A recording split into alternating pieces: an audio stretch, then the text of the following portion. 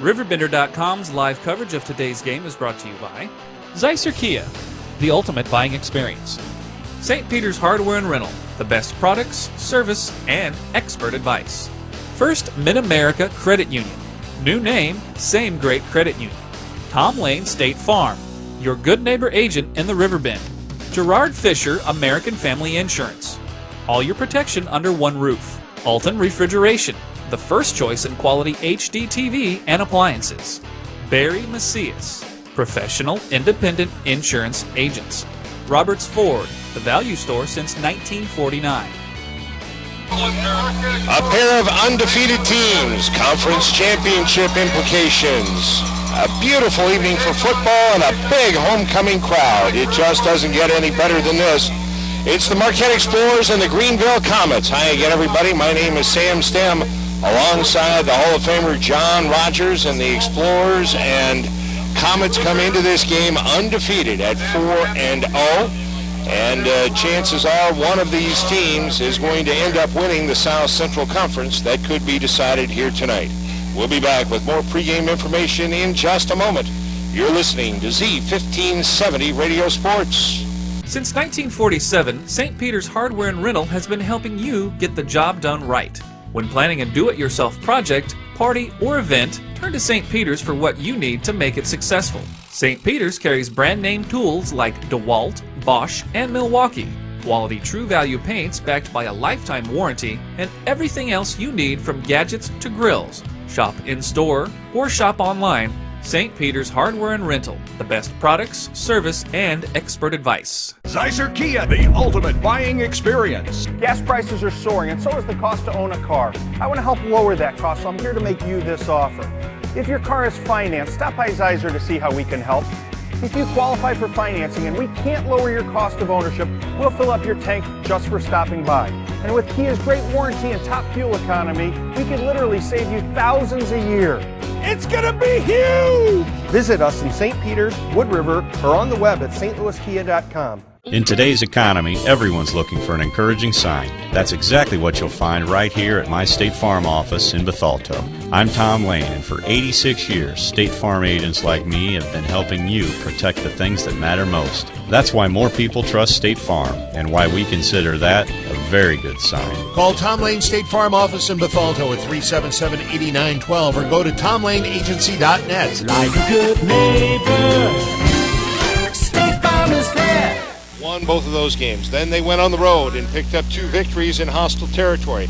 Now they're back home for their homecoming game, and maybe one of the biggest games played here in years, as the Greenville Comets, a perennial power, a team that has a 7-1 record against Marquette in South Central Conference play.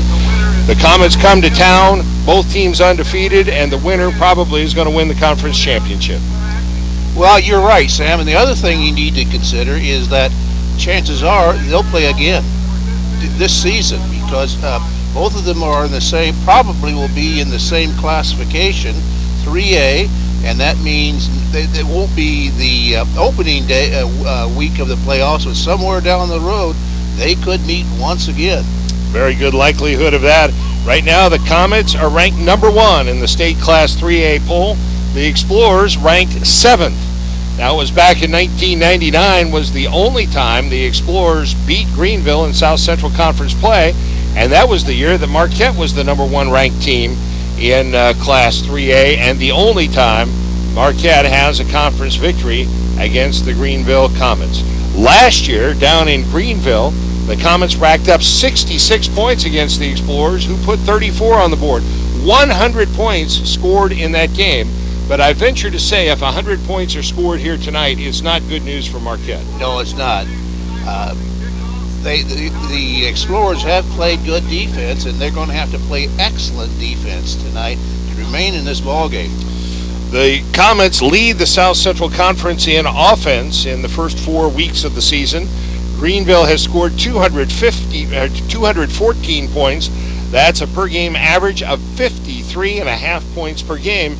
On the other hand, the Explorers are the stingiest defense in 4 weeks of South Central Conference play, allowing only 39 points in 4 weeks. That's an average of 9.8 points per game, so that's something to watch here tonight.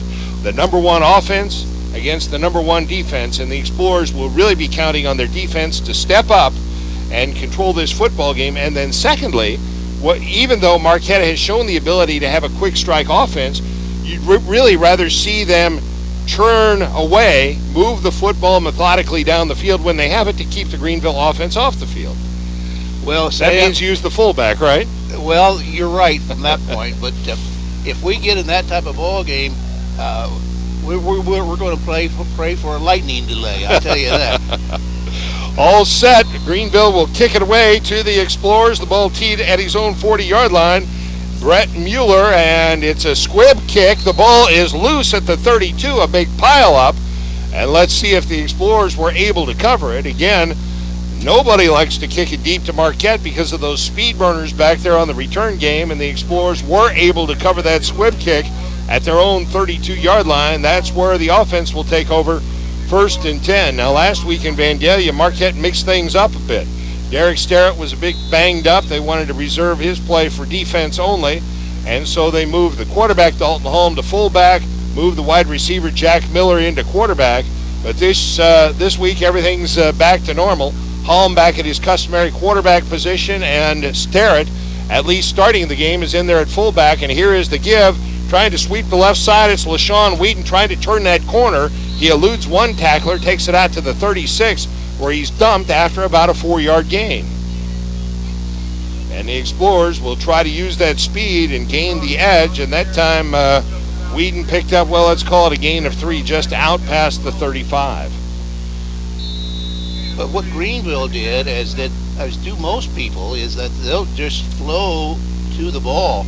And if the Explorers, I know they do, have a reverse in their playbook, it's going to benefit them. Man in motion to the left side, and here's the give to the fullback Sterrett. He's stood up after about a 1-yard gain, may have plowed ahead for a 2nd yard. He did, out to the 37, a gain of 2. That'll bring about 3rd and 5. So the first big 3rd down of the game, and these are the ones you need to convert and keep that Greenville offense off the field.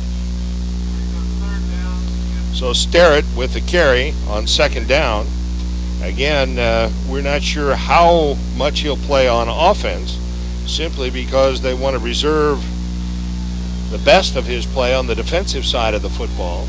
Now Holm in that pistol position with Sterrett behind him, a pair of wingbacks. They put a man in motion to the left side, and Holm rolls to his right. A flag is thrown. That'll be a hold against the Explorers, and the pass over the middle is incomplete, off the fingertips of the intended receiver. I believe that was Jack Miller. But the flag, I think, is going to be a hold against the Explorers. I think it was motion,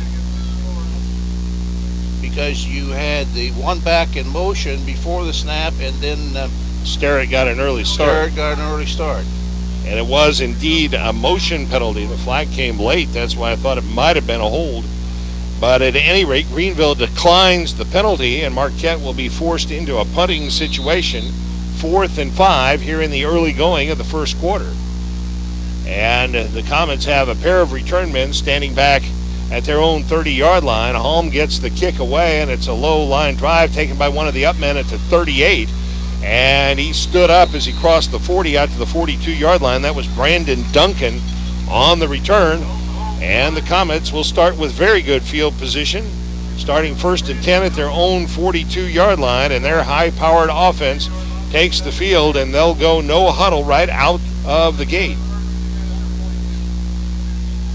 Quarterback, senior. Well, let's check that. Let's see for sure who the quarterback is. Appears to be Dylan Bone, number 10, and here is a reverse. And now they might want to throw it. They are going to throw it deep down the field. They have a man wide open, and it's caught at the 25 down to the 24-yard line. Goes the receiver, number 25, Dylan Carr, who got behind everybody. They ran a reverse option on that, and the throw was good down to the Marquette 23-yard line and a 1st down. Making the throw was Dannon Young, and he goes for 35 yards. Dannon Young making the pass, and now a pass out to the left side. That time it's Brady Huber, the senior quarterback, in there. And the pass intended for Dannon Young, and it was broken up. So on the first down play, Young from a flanker position throws the ball for the 35-yard reception. Making the reception, as we said, was number 24 number 25 Dylan Carr. And now on a second down play, a quick pass out to the left side completed to Dannon Young from Brady Huber as they go again, no huddle. And they take it down to the 18-yard line, a gain of 5 on that play. And now 3rd and 5 for the Comets. Brady Huber in the shotgun, takes the snap, rolls to his right, lets it go downfield, and that is caught at the goal line, at the 1-yard line. It was a jump ball. The Marquette defender went up, but the receiver out-battled him for the football. That was Brad Perry, and it's a 17-yard pickup to the 1. And Huber is 2 for 2. And another first down, 1st and goal, Comets. Now the give is to the fullback, and he's in for the touchdown. Cameron Walter takes it in from 1 yard out, and just like that, Greenville on the board, leading at 6-0 with 9:26 remaining in the first quarter. So they drove right down the field. A trick play right out of the bat. A big 3rd down conversion on 3rd and 5, a jump ball that the Comets won at the 1 yard line. Then the 1 yard touchdown run by Cameron Walter, and the extra point attempt. They line it up, and the kick is up, and it is good. Off the toe of number 43, that's Jacob Hall. Jacob Hall with the extra point attempt, that is good. And with 9:26 remaining in the first quarter, the score, Greenville 7, Marquette nothing. You're listening to Z1570 Radio Sports. Whether you're planning for home improvement projects, family vacations, college tuition, or consolidating credit card debt, use your home for what you need. At First Mid-America Credit Union, they offer home equity loans and lines of credit that can lower your costs. For more information, visit www.1stmidamerica.org or call 618-258-3168 to speak to a First Mid-America Credit Union representative. Everybody's saying buy American, but not me. I just want you to come drive American. Come out today and see for yourself. No one has a more impressive selection of vehicles than Ford. Whether it's a Focus, Fusion, Escape, Edge, F-150, or any other Ford product, no one can beat Ford's quality. Not Toyota, not Honda, not anybody. Roberts Motors, your hometown dealer for over 60 years, just off Route 3 or Highway 67 in Alton, or at RobertsMotors.com. I'll grab the birthday cake, you bring the gift, if you're sure she's ready. She's 16, honey, and she's earned a set of keys. She's studied and practiced, I know, but it's a big responsibility. When you have a teen driver, it's good to know that Madison Mutual has the insurance coverage you need. She's ready, and so are we. I talked to our Madison Mutual agent. Call Barry Macias, your local independent insurance agent, at 467-2874. The more life changes, the more you need Madison Mutual. Greenville with a touchdown drive of 58 yards in just 4 plays. They lead it 7-0. They average more than 50 points per game. And their high-flying offense off to a quick start here. And now the Explorers with their second possession. Marquette went 3 and out on their first possession. And Marquette spreads it out a bit. Receivers left and right, wings left and right. Michael Ford in motion to the right side. They run the option to the right side, pitch it back to Ford. Ford out to the 40, to the 45. First down yardage out near midfield for Michael Ford as they ran the option to the right side. Well read by Dalton Holm. And a pickup of 13. Well, no, they're going to call it a pickup of 11 on the play as they say he stepped out at the 47. But a nice-looking option play, Coach. Yes, it was. And they bid on the fullback. They did indeed. So an 11-yard pickup for Ford, the first down of the night for the Explorers. On the first down play, this time the give is to the fullback, Derek Starrett, and he pounds his way out to the 49-yard line for a gain of 2. Second down and a long 8 for the Explorers as they put that football down just shy of the 49. The clock rolling with 8:50 remaining here in the first quarter. Marquette's second possession of the night. Piper wide to the right side, Miller wide left. 2nd and 8 Explorers from their own 49, and now they get an early start. As the wing to the left, Ford got an early start. Somebody else did too. So the second time Marquette has been flagged tonight, but the first one enforced, a 5-yard walk-off, and what was 2nd and 8 becomes 2nd and 13.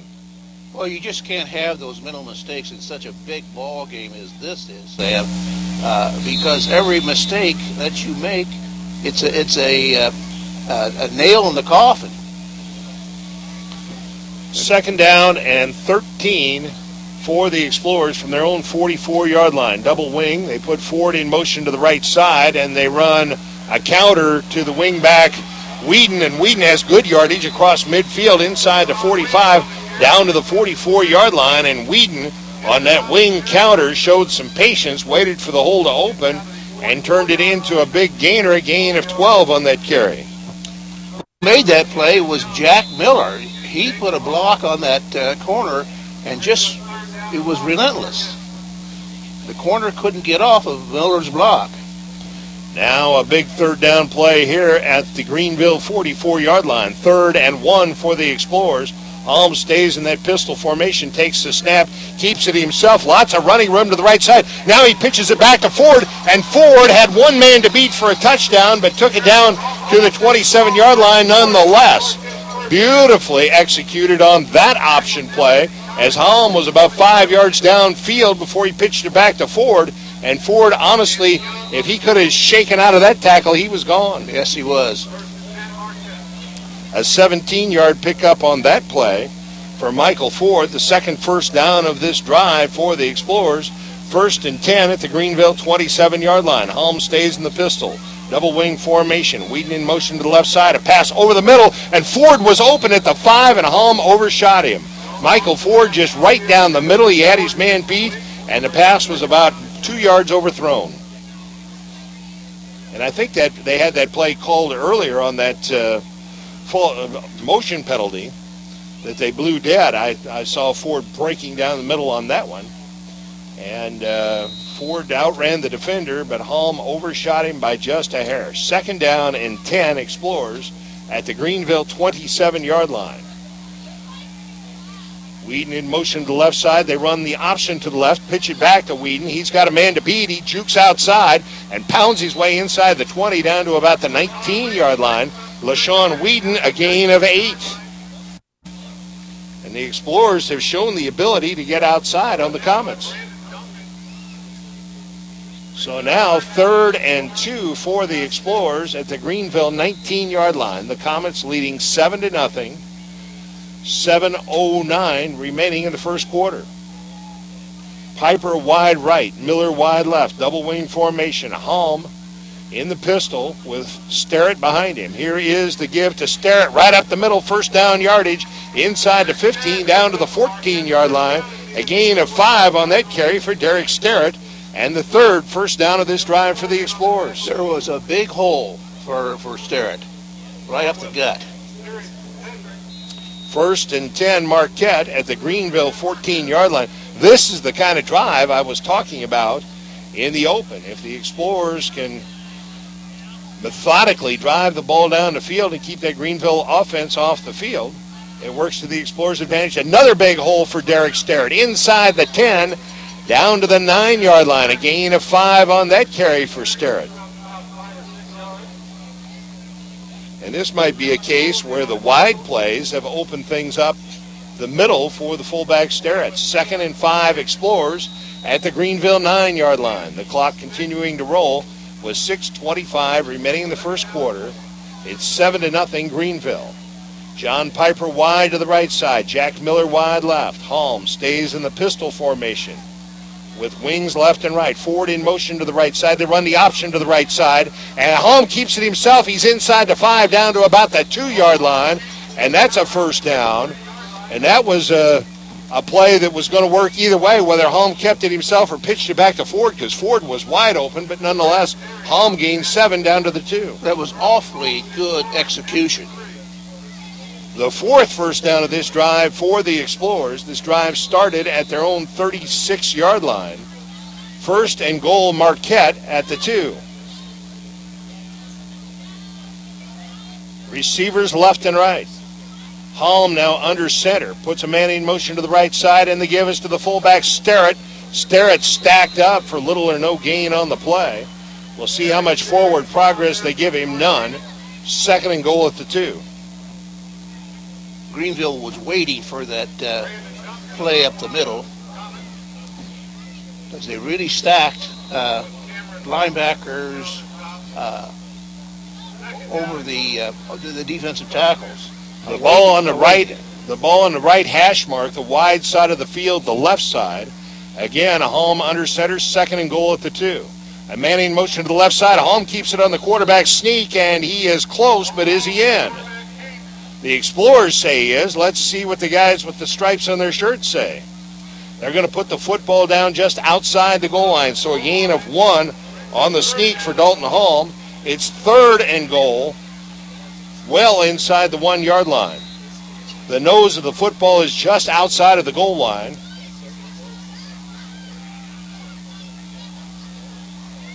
They send LaShawn Whedon wide left, John Piper wide right, double wing formation. Halm under center on third and goal at the 1. The give to Sterrett, and he's in for the touchdown. Derek Sterrett, a 1-yard touchdown run, and the Explorers are on the board with 4:38 remaining here in the first quarter, and that was an impressive drive, a 65-yard touchdown drive for the Explorers, and they're within an extra point of tying this football game. And that attempt will come off the toe of Nick Holford out of the hold of Dalton Halm.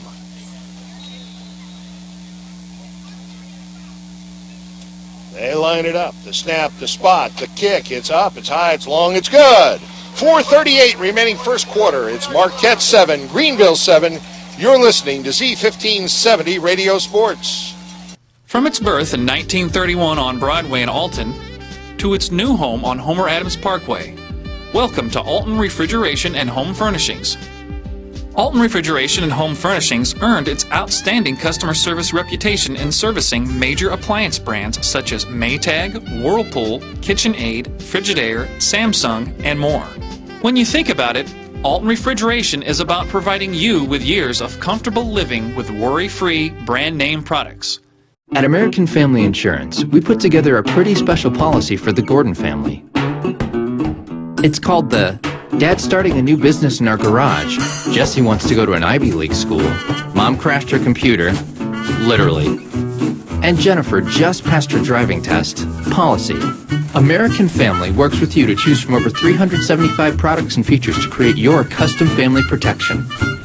Is your coverage as unique as your family? Zeiser Kia, the ultimate buying experience. Gas prices are soaring, and so is the cost to own a car. I want to help lower that cost, so I'm here to make you this offer. If your car is financed, stop by Zeiser to see how we can help. If you qualify for financing and we can't lower your cost of ownership, we'll fill up your tank just for stopping by. And with Kia's great warranty and top fuel economy, we could literally save you thousands a year. It's gonna be huge! Visit us in St. Peters, Wood River, or on the web at stlouiskia.com. Marquette and Greenville tied at 7. The Explorers went 3 and out. Greenville marched down the field, scored on its first possession. Then Marquette put together a 64-yard touchdown drive. And now Nick Holford kicks it away, and it will be returned by the Comets from the 11. Out to the 15, to the 20, to the 25, to the 30 goes the return man on the return for Greenville, number 5, Dannon Young. And the Comets start 1st and 10 from their own 30, that high-powered offense, that no-huddle look. How much trouble do you think it gives a high school defense to face a team that's in no-huddle mode all the time? Well, it isn't the trouble. It's worrying them down.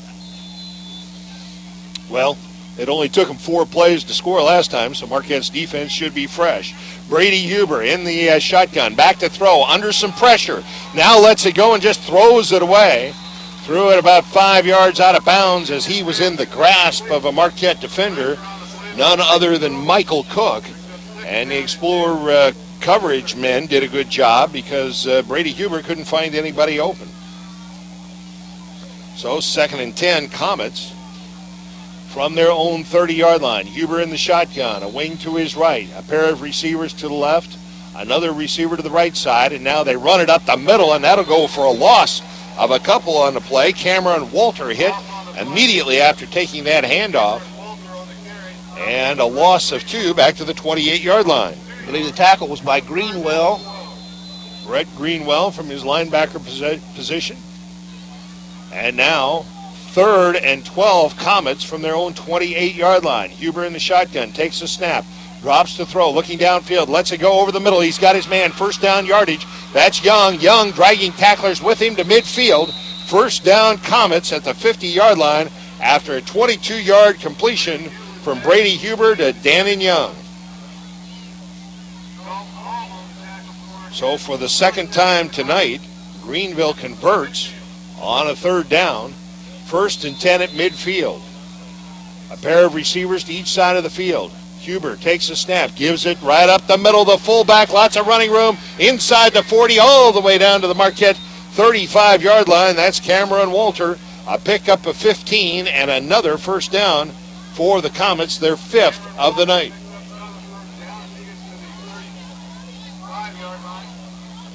First and 10, Comets at the Marquette 35. Again, going Noah Huddle, a pair of receivers to each side of the field. Huber in the shotgun.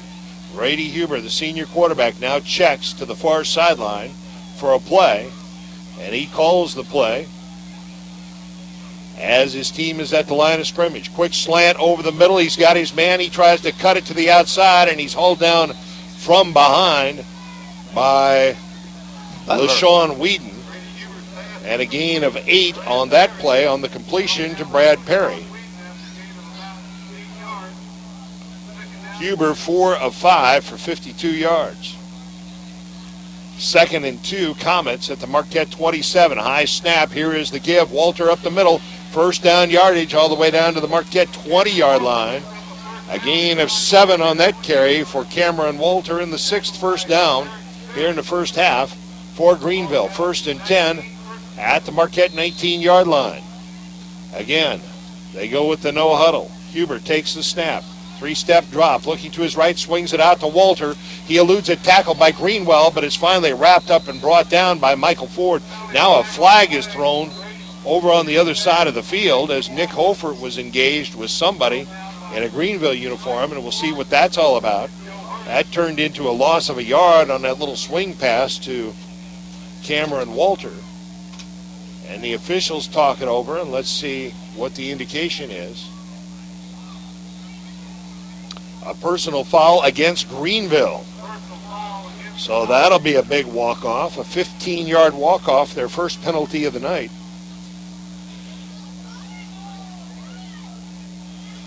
Oh, now a personal foul against, well, apparently it was against Marquette.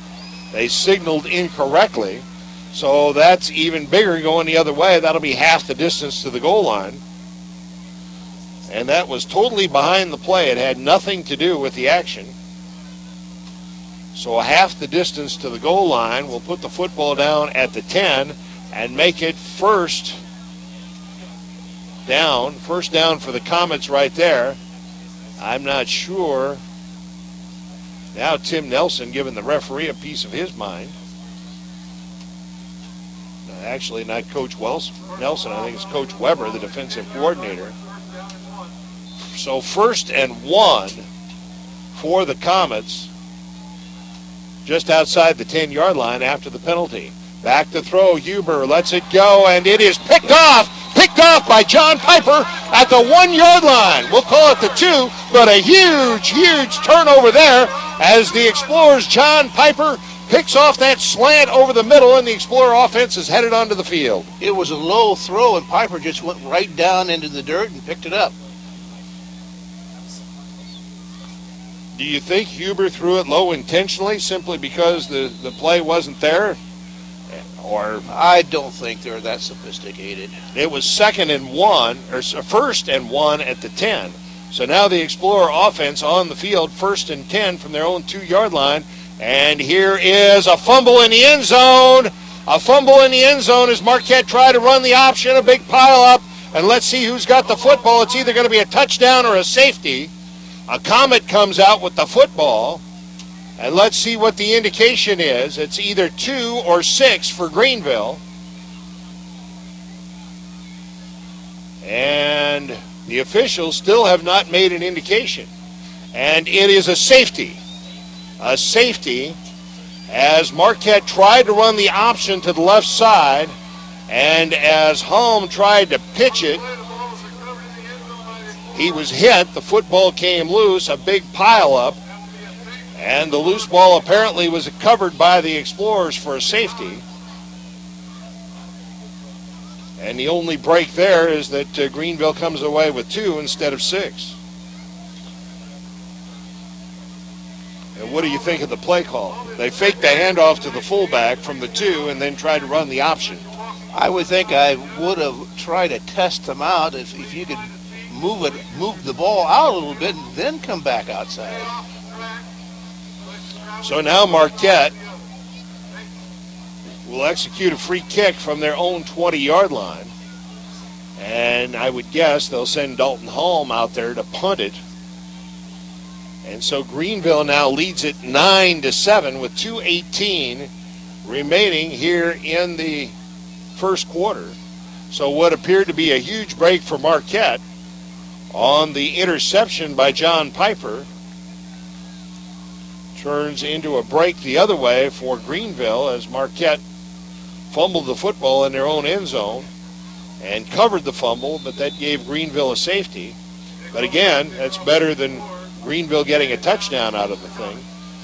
And actually Nick Hofer's going to kick it off the tee, and it's picked up by one of the upmen for Greenville at their own 45. He's across midfield down to the Marquette 40, still on his feet down the sideline, all the way inside the 30, down to the 29-yard line on the return for the Comets. It was Dalton Young, and a nice return there. And I'm not so sure I wouldn't have punted the football there. Get a lot better coverage when you hang that football up in the air, but nonetheless, the Explorers kicked it off the tee. A nice return by the Comets, 1st and 10 at the Marquette 29-yard line. Brady Huber, the senior quarterback, takes a snap in a shotgun formation. Slant over the middle, man wide open, 15-yard line, 10, inside the 5, down to the 4-yard line. A pickup of 25 on the pass completion to number 23, Brad Perry. And another first down for the Comets. 1st and goal Comets at the Marquette 4, and now the Explorers want it. The Explorers called the timeout. Yes, the official can't quite decide who called the timeout, but it was Marquette. 2:01 remaining, first quarter, Greenville 9, Marquette 7. You're listening to Z1570 Radio Sports. Since 1947, St. Peter's Hardware and Rental has been helping you get the job done right. When planning a do-it-yourself project, party, or event, turn to St. Peter's for what you need to make it successful. St. Peter's carries brand-name tools like DeWalt, Bosch, and Milwaukee, quality True Value paints backed by a lifetime warranty, and everything else you need from gadgets to grills. Shop in-store or shop online. St. Peter's Hardware and Rental, the best products, service, and expert advice. In today's economy, everyone's looking for an encouraging sign. That's exactly what you'll find right here at my State Farm office in Bethalto. I'm Tom Lane, and for 86 years, State Farm agents like me have been helping you protect the things that matter most. That's why more people trust State Farm, and why we consider that a very good sign. Call Tom Lane State Farm office in Bethalto at 377-8912 or go to tomlaneagency.net. Like a good neighbor, State Farm is there.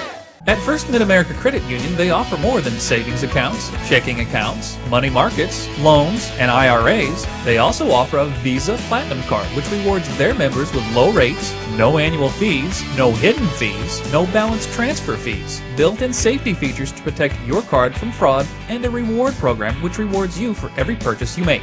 Apply today for a First Mid-America Credit Union Visa Platinum Card at www.1stmidamerica.org. And one play later, Greenville's knocking on the door, 1st and goal at the Marquette 4. Brady Huber in the shotgun on the first down play. The give to the running back, that's Cameron Walter, and he is hit and spun around first hit at the 5 and managed to spin his way down to the 3-yard line for a gain of a yard. Second and goal, Comets at the Marquette 3. The Marquette lineman, Clay Diskin, came up a bit gimpy, but he stays in there. Cameron Walter again on the carry, up the middle, just forging his way forward, and he pushes the pile into the end zone for a 3-yard touchdown run. Cameron Walter on the carry. His second touchdown carry of the night. And with 1:29 remaining in the first quarter, Greenville's lead increases to 15-7. And the extra point attempt will come off the toe of Jacob Hall out of the hold of Dylan Bone. They line it up, the snap, the spot, the kick, and it is good. 1:29 remaining first quarter. Greenville 16, Marquette 7. You're listening to Z1570 Radio Sports. Why is Roberts Motors #1 in Ford certified pre-owned sales in the St. Louis Metro East? Visit the 169-point inspection all our vehicles go through. Maybe it's because we've been doing it for over 60 years. Or is it the large selection we keep in stock at all times? Personally, I think the answer is all the above. Stop in today and see. Nobody does pre-owned better than Roberts Motors. Roberts Motors, your hometown dealer for over 60 years in Alton, Illinois, or on the web at RiverBender.com. I'll grab the birthday cake, you bring the gift, if you're sure she's ready. She's 16, honey, and she's earned a set of keys. She's studied and practiced, I know, but it's a big responsibility. When you have a teen driver, it's good to know that Madison Mutual has the insurance coverage you need. She's ready, and so are we. I talked to our Madison Mutual agent. Call Barry Macias, your local independent insurance agent, at 467-2874. The more life changes, the more you need Madison Mutual. From its birth in 1931 on Broadway in Alton to its new home on Homer Adams Parkway, welcome to Alton Refrigeration and Home Furnishings. Alton Refrigeration and Home Furnishings earned its outstanding customer service reputation in servicing major appliance brands such as Maytag, Whirlpool, KitchenAid, Frigidaire, Samsung, and more. When you think about it, Alton Refrigeration is about providing you with years of comfortable living with worry-free brand name products. All set for the Greenville kickoff. Brett Mueller has the ball teed at his own 40, and he kicks this one deep. It will be returned by the Explorers. LaShawn Whedon out across the 30 to the 35, just shy of the 35-yard line, and the Marquette offense takes over right there. This is a big possession for Marquette because you can't be playing catch-up from too far behind. Marquette now trailing by 9. So it is a 2-possession game at this point thanks to the safety. But the Explorers would like to replicate that drive of earlier in the quarter, a 64-yard touchdown drive. Now they start at the 35. Receivers left and right, double wing formation, Halm in the pistol. Ford in motion to the right side. They run the option to the right side. The pitch back is wide open, but Halm turns it upfield, has first down yardage, and then some all the way out to the 49-yard line. A 14-yard pickup for Dalton Halm. And so far, Greenville has not covered that play to the right. No, they haven't. I think they're trying to concentrate more on the pitch man than they are the quarterback, and Halm just eating them up. 1st and 10 Explorers just shy of midfield with 1:10 and counting remaining in the first quarter. Greenville leading 16-7. Receivers left and right. Halm in that pistol formation with Sterrett behind him. Halm drops to throw. Now under pressure, scrambling to his left, lets it go downfield. He had a man open. He had Deshaun Young. Wide open. He was wide open, but Halm, because he was on the run, running to his left, couldn't hit his intended receiver. It was indeed Keyshawn Young. But with that, he was really not pressured that much that he couldn't have stopped, set his shoulders, and pass the ball. Keyshawn Young, the receiver to the left side. John Piper wide right. They have 1st and 10 on the sticks, but it should be 2nd down. And now Dalton Halm is going to be swarmed under and dropped for about a 4-yard loss back to his own 46-yard line. And it's going to bring about 3rd and long for the Explorers. Well, that was a misread on Holmes' part because the fullback was through. So a 4-yard loss on that carry for Holm. And now it's 3rd and 14 for the Explorers from their own 46-yard line. Miller wide left. Whedon in the left slot. Piper wide right. And Holm rolls to his left. Sets. Lets it go deep down the left side. Intended for Whedon. And the defender got tangled up and no flag on the play as the Marquette fans holler. LaShawn Whedon was behind the defender, but the ball was underthrown, and as Whedon tried to come back, they got tangled up, and it brings about 4th down for Marquette. And I think Holm threw that as far as he can throw it. You're right. And so now Holm will go back in punt formation. Marquette facing 4th and 14 from their own 46-yard line. Holm standing at his own 34, gets the kick away and angles it towards the right sideline, and it bounces out of bounds at the 32, and that's where the Comets will take over 1st and 10 when we return, because that's the end of the first quarter. After one quarter, it's Greenville 16, Marquette 7. You're listening to Z1570 Radio Sports. Meet the Young family.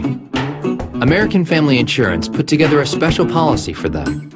It's called the I'll Get Married When I'm 40. The game's on at my place.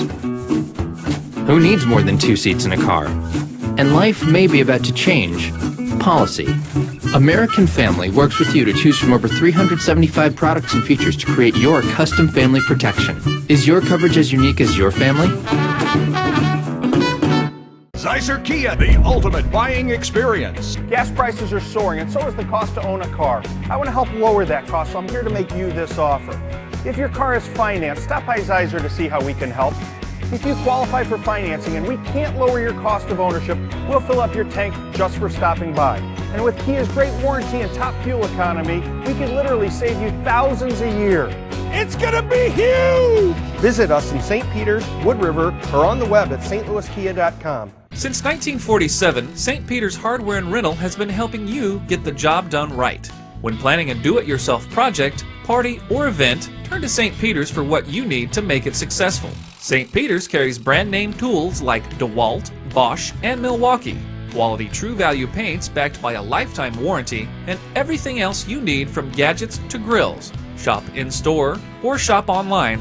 St. Peter's Hardware and Rental, the best products, service, and expert advice. Sam Stem back at Public School Stadium in Alton. We are live on this Friday night, week 5 of the high school football season, and a pair of undefeateds, the Marquette Explorers and the Greenville Comets, doing battle here on the turf at Public School Stadium. 1st and 10 Comets, who lead it 16-7. They start from their own 32-yard line. Brady Huber takes the snap.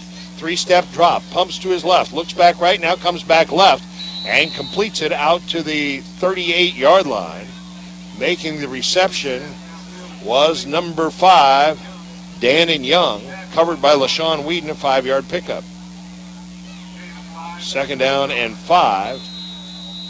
Comets from their own 38. They go no huddle. That is their custom. A pair of receivers to each side of the field.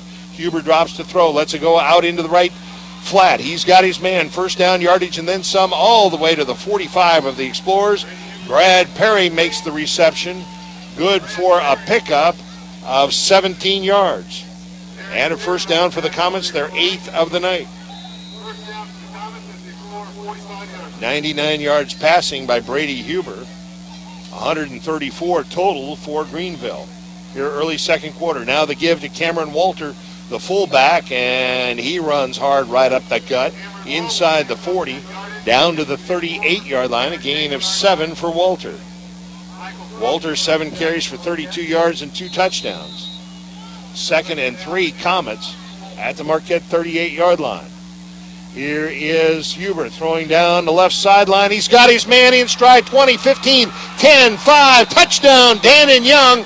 And what a beautiful throw by Brady Huber. He hit him in stride. 38-yard touchdown pass, and the Comets are on the board again. You can't throw it any better than that. No, that was a college throw right there. Dannon Young with his 4th reception of the night. 4 receptions for 70 yards and a touchdown.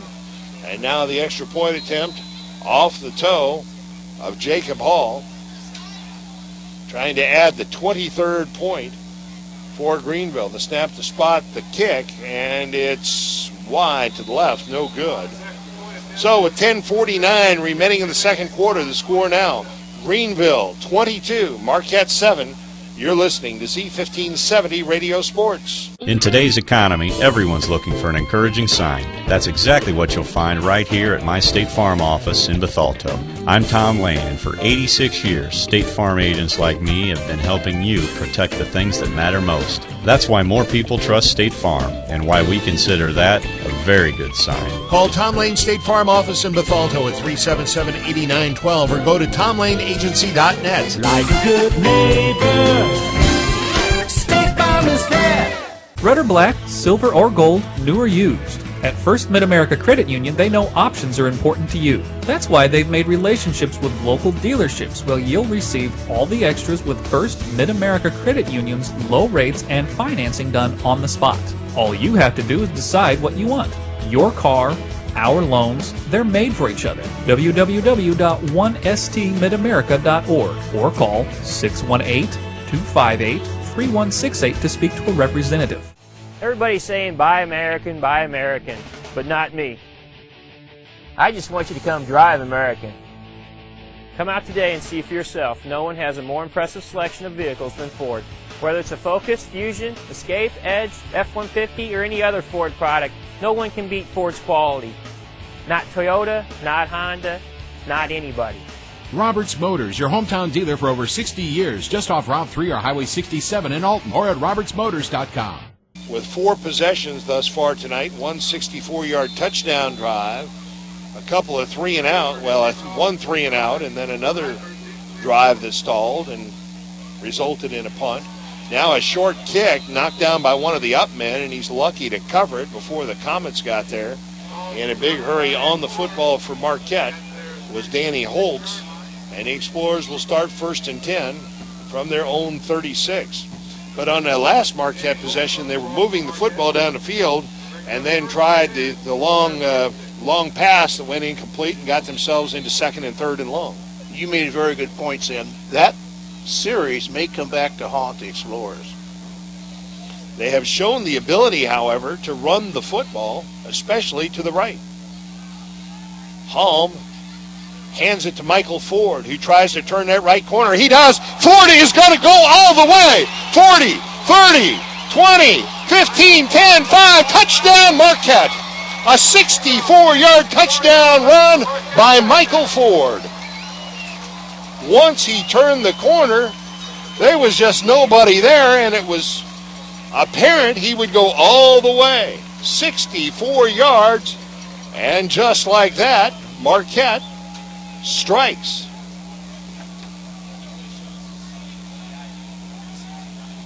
Ford, 92 yards rushing on 3 carries.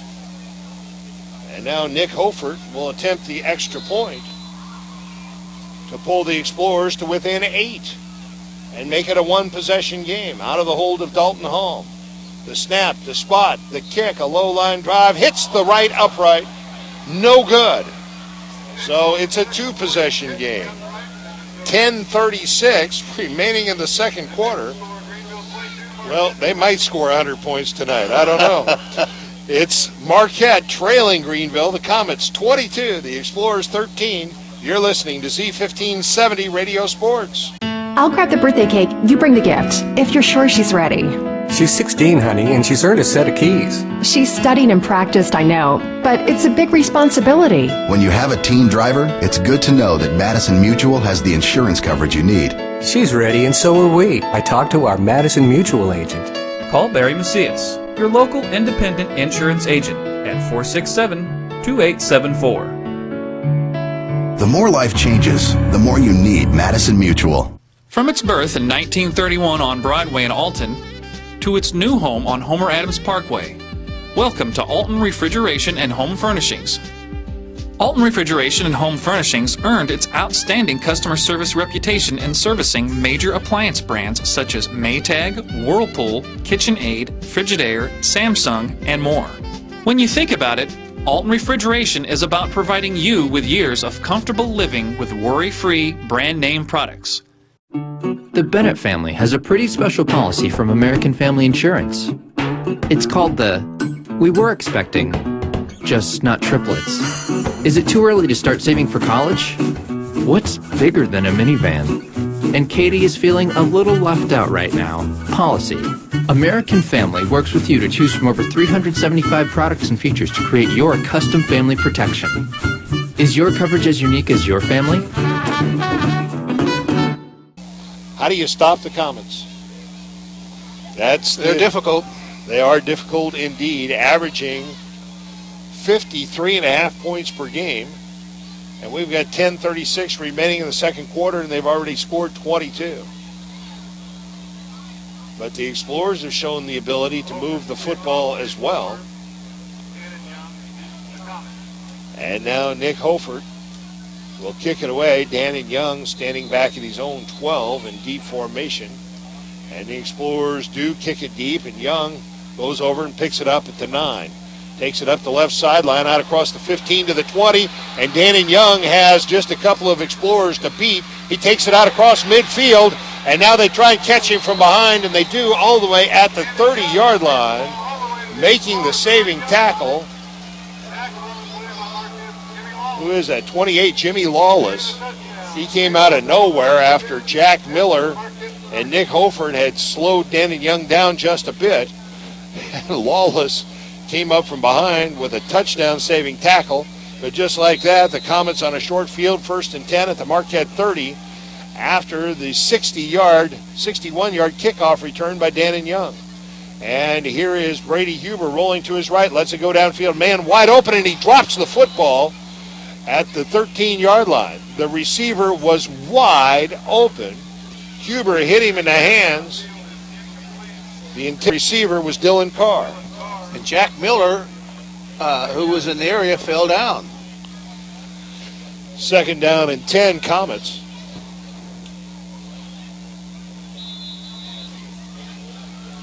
On the 2nd down play, Huber with receivers left and right. Takes the snap and gives it to Cameron Walter right up the middle, big hole, inside the 20, inside the 15, down to the 12-yard line. Cameron Walter, a huge hole there. They're going to put him down at the 14-yard line, and so it's a 16-yard pickup and the 9th first down of the night for the Comets. 48 yards on 8 carries for Cameron Walter. 1st and 10, Comets at the Marquette 14. They give it to Walter again, now working the left side. Walter walks in for the touchdown from 14 yards out. He split a couple of Explorers. LaShawn Whedon and Dalton Holm had a shot at him, and he just bowled right over both of them at about the 5-yard line and walked into the end zone for yet another Greenville touchdown. Well, it doesn't help when you give them a short field, and then they make quick work of it. So that was just a 30-yard touchdown drive on about 3 plays. And the extra point attempt is up, and it is good. 9:58 remaining in the second quarter. The score now, Greenville 29, Marquette 13. You're listening to Z1570 Radio Sports. Zeiser Kia, the ultimate buying experience. Gas prices are soaring, and so is the cost to own a car. I want to help lower that cost, so I'm here to make you this offer. If your car is financed, stop by Zeiser to see how we can help. If you qualify for financing and we can't lower your cost of ownership, we'll fill up your tank just for stopping by. And with Kia's great warranty and top fuel economy, we can literally save you thousands a year. It's gonna be huge! Visit us in St. Peters, Wood River, or on the web at stlouiskia.com. School football here on Z1570, radio for the Riverbend. My name is Sam Stem. Alongside is John Rogers. Marquette and Greenville came into this one 4-0. And a pair of undefeateds matching up here in the South Central Conference. Game 2 of our broadcast doubleheader tonight, Alton and Edwardsville. And then at 11 o'clock tomorrow, Sports Talk with Brent Birkeland. Sports, scores, highlights, coaches' interviews, and more. At noon, Roxana and Carlinville. At 2:30, Western Michigan and Illinois. And at 6 o'clock tomorrow evening, Muscuda and CM. Right here on Z1570. Also streaming the high school football games at AltonDailyNews.com. And if you're with us tonight on RiverBender.com, we're streaming video as well. Now a short kick and touched by one of the upmen for the Explorers, and it goes out of bounds at about the 30.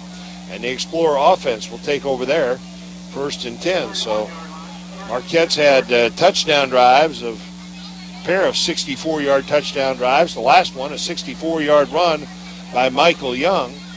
And while you don't, you like seeing Marquette get into the end zone, but I'd feel a little better if maybe they'd be a little bit more methodical about it. Not that you shouldn't go the distance if you can, but you got to find a way to keep the Marquette defense off the field for a while. And here is a give to Michael Ford. That same play, Ford trying to turn that right corner. He does, but this time he's forced out of bounds at about the 42. That'll go as a gain of 11 on the carry and a 1st down for the Explorers. And Greenville has not stopped any Marquette run to the right for anything less than about a 10-yard gain for the most part. 1st and 10 Explorers from their own 42. The out-of-bounds play stops the clock at 9:49 remaining in the second quarter. Trips to the left side for the Explorers. Halm in the pistol formation, and now Marquette will be signaled for a motion penalty. Something was out of sync there. Illegal procedure against the Explorers. Their 3rd penalty of the night. And 1st and 10 becomes 1st and 15. And I think that was going to be a pass play to John Piper down the right sideline. Because Piper had gotten on his horse and he was sprinting down the sideline. And Halm was looking that way. Yep. Well, they had everybody but Piper to the left, the wide side of the field. Now they go back to that double wing formation. Halm in the pistol on 1st and 15. Halm drops to throw, lets it go deep down the middle. Piper's there. He's got it. 35, 30, 20, 15, 10, 5. Touchdown, John Piper. A 63-yard touchdown pass from Halm to Piper. And 100 points may be on the low end here tonight.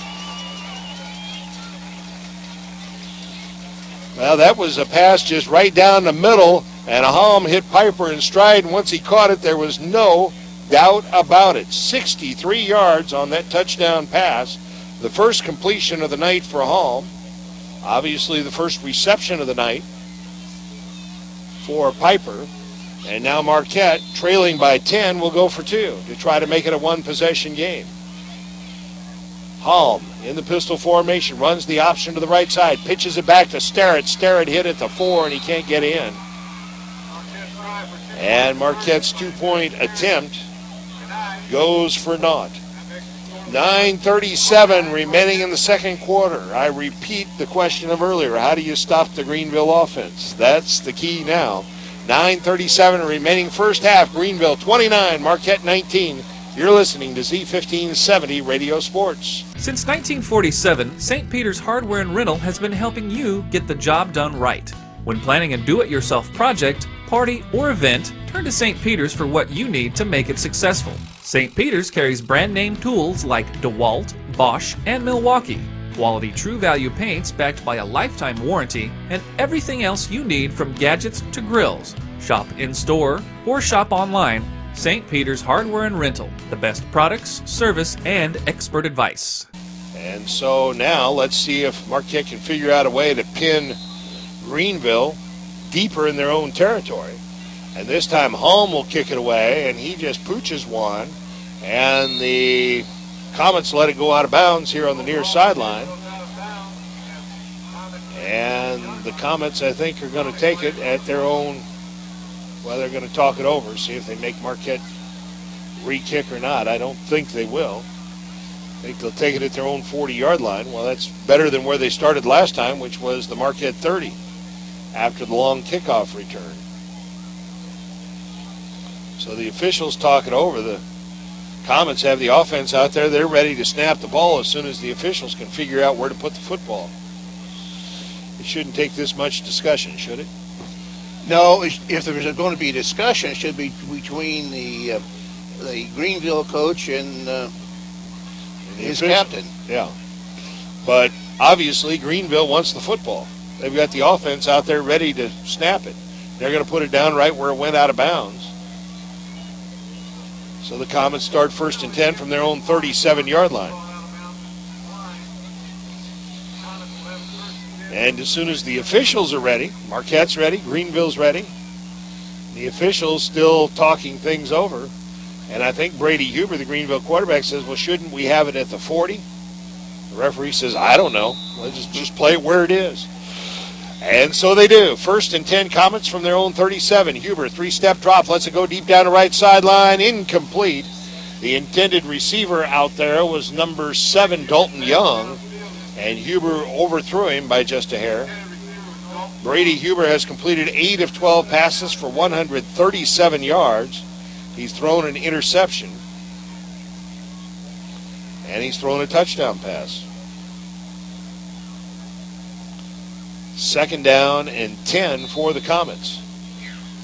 They've had a couple of big 3rd down conversions to keep drives alive. They have not yet punted tonight. Huber, play action pass over the middle, incomplete again, intended for Young. That's Dalton Young. There's also a Dannon Young who's already made a big impact on this game here tonight. And so now it's 3rd and 10. So this is, I think, if memory serves me correctly, only the third down they've had tonight. They've converted the other 2. 3rd and 10 Comets from their own 37. Marquette would dearly love to get a stop here. They haven't had one all night. Huber takes a snap, drops to throw. Looking over the middle, lets it go, overshoots his intended receiver. That time it was Dannon Young. He had a step on John Piper, but Huber's pass was just a little bit high and wide. And now let's see if they do indeed punt. 3 straight incompletions by Brady Huber. And with a 10-point lead, it appears they're going to go on 4th and 10 from their own 37. Dalton Holm back to receive the kick, and it's going to be a quick kick, but out of shotgun formation, and it's Holm breaking tackles as he returns it from his own 25 out to about the 31, and now the Explorers with a golden opportunity to get right back in this one.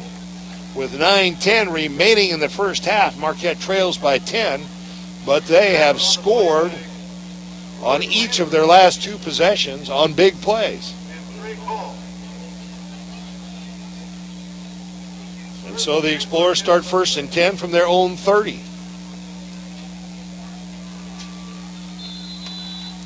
Receivers left and right, double wing formation. Holm in the pistol formation puts forward in motion to the right side. They run the option to the right side, and Holm turns it upfield and battles his way for 3, maybe 4 yards on that carry. They ran that to the short side of the field. The pitch was there, but Holm, I think, felt that he could get more by keeping it himself, and I think he might have been right. But I think it was a wise decision on Holm's part because there was a Greenville player out there in the vicinity of the pitchback. A 3-yard pickup on that carry for Dalton Holm. 2nd and 7 Explorers from their own 33-yard line. Keyshawn Young wide to the left side. Piper wide right. LaShawn Whedon in motion to the left side. They hand it to Whedon. Whedon tries to turn that left corner. Has the yardage out near the 40. He's going to be close to a 1st down, but apparently just shy. And boy, I'll tell you what, that play was set up for the reverse. Yes. They bring that wide receiver, that was Piper out there. They bring him back and hand it to him on a reverse, and he wouldn't still be running because he's so fast he'd have been in the end zone a long time ago. So a gain of 6 on that carry for LaShawn Whedon. And now it's 3rd and 1 for the Explorers from their own 39-yard line. And this time Holm goes under center, double wing formation, receivers left and right. Sterrett, the fullback, and the give is to Sterrett, the fullback. He's got first down yardage and then some as he crosses the 40 and takes it out to the 43-yard line. A gain of 4 for Derek Sterrett, and another first down for the Explorers, their 7th of the night. And Marquette continuing to show the ability to move the football, and now burning a little time off the clock, giving that defense some rest, at least the ones that aren't on offense. The clock rolling with 8 minutes remaining in the second quarter. Greenville leading 29-19. First and 10 Explorers from their own 44-yard line. Halm takes the snap, and we've got whistles and flags with the snap, and that's going to be a procedure penalty against Marquette. I didn't see what caused that, but the official on the far sideline did. So Marquette's 4th penalty of the night for 25 yards. Greenville has not been penalized. First and 15 Explorers from their own 39.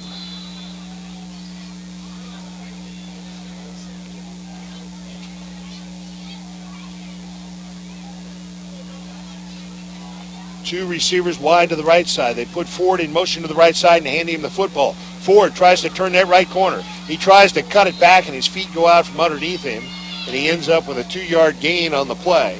He thought about cutting it up inside the tackle, thought better of it, kept coming wide, and then as he tried to turn that corner, he tried to cut it back, and then turf maybe a little bit slick, and his feet went out from underneath him. So now, 2nd and 13 for the Explorers. They send Keyshawn Young and LaShawn Whedon wide to the left side. Ford, the left wingback. Piper wide to the right side, the short side of the field. And Halm drops the throw under heavy pressure, lets it go and throws it up for grabs, and it goes incomplete as he underthrew everybody. But he was probably lucky he underthrew it, because I think that was going to be a Greenville pick. You're right, Sam. And of course he was being pressured, and he was throwing up with a hope and a prayer. But it's when you do that type of thing, it's when you get intercepted, and he cannot afford a turnover. Marquette has not turned it over. Although they fumbled in their end zone, they covered it for a safety. Halm takes the snap, drops the throw, lets it go down the right sideline, and that is incomplete. The intended receiver was LaShawn Whedon, but he was well covered, and the Greenville defender had a better shot at the football. That was Dalton Young on the coverage for Greenville. The pass fell incomplete. Halm has completed 1 of 6 pass attempts for 63 yards and a touchdown. Marquette touchdowns by John Piper, Michael Ford, and Derek Sterrett. The Explorers trailing 29-19. And Halm, back in punt formation, stands at his own 29-yard line awaiting the snap. He gets a low snap, fields it on one hop, and gets the kick away. And the Comets will return from their own 24. The return man hemmed in, gives ground, and is tackled back at the 20 or 21-yard line. Good coverage there by the Explorers, and making the tackle was number 21, Keyshawn Young. And John Piper was there to help hem the return man in. So Greenville starts with its worst field position of the night. They start from their own 20. They went 3 and out on their last possession, and then the Explorers, thanks in part to an illegal procedure penalty, end up having to punt the football right back. First and 10 Comets. Brady Huber takes the snap, pitches to the right, and Walter will try to sweep the right side. Being pursued, being hit, and being brought down after a gain of about 3, maybe 4 on that carry for Cameron Walter. And for the first time tonight, Greenville tried to run it wide. And let's see where they put the football down. They'll put it down just shy of the 24-yard line. We'll call it a gain of 4 for Cameron Walter, who's carried 9 times for 52 yards. 2nd and 6 Comets from their own 24. Huber quits slant out to the left side, and a little miscommunication between him and his receiver. And that was Dan and Young out there, and I think he was supposed to check up. I think that was supposed to be a slip screen. And instead, Young went downfield and the pass fell incomplete. So now 3rd and 6 for the Comets, and let's see if the Marquette defense can hold once again. Marquette has not gotten much pressure on the quarterback. Let's see if they can here. They don't, and Huber, plenty of time, lets it go, and Marquette says it was incomplete, but the officials say it was caught. I thought it hit the ground first.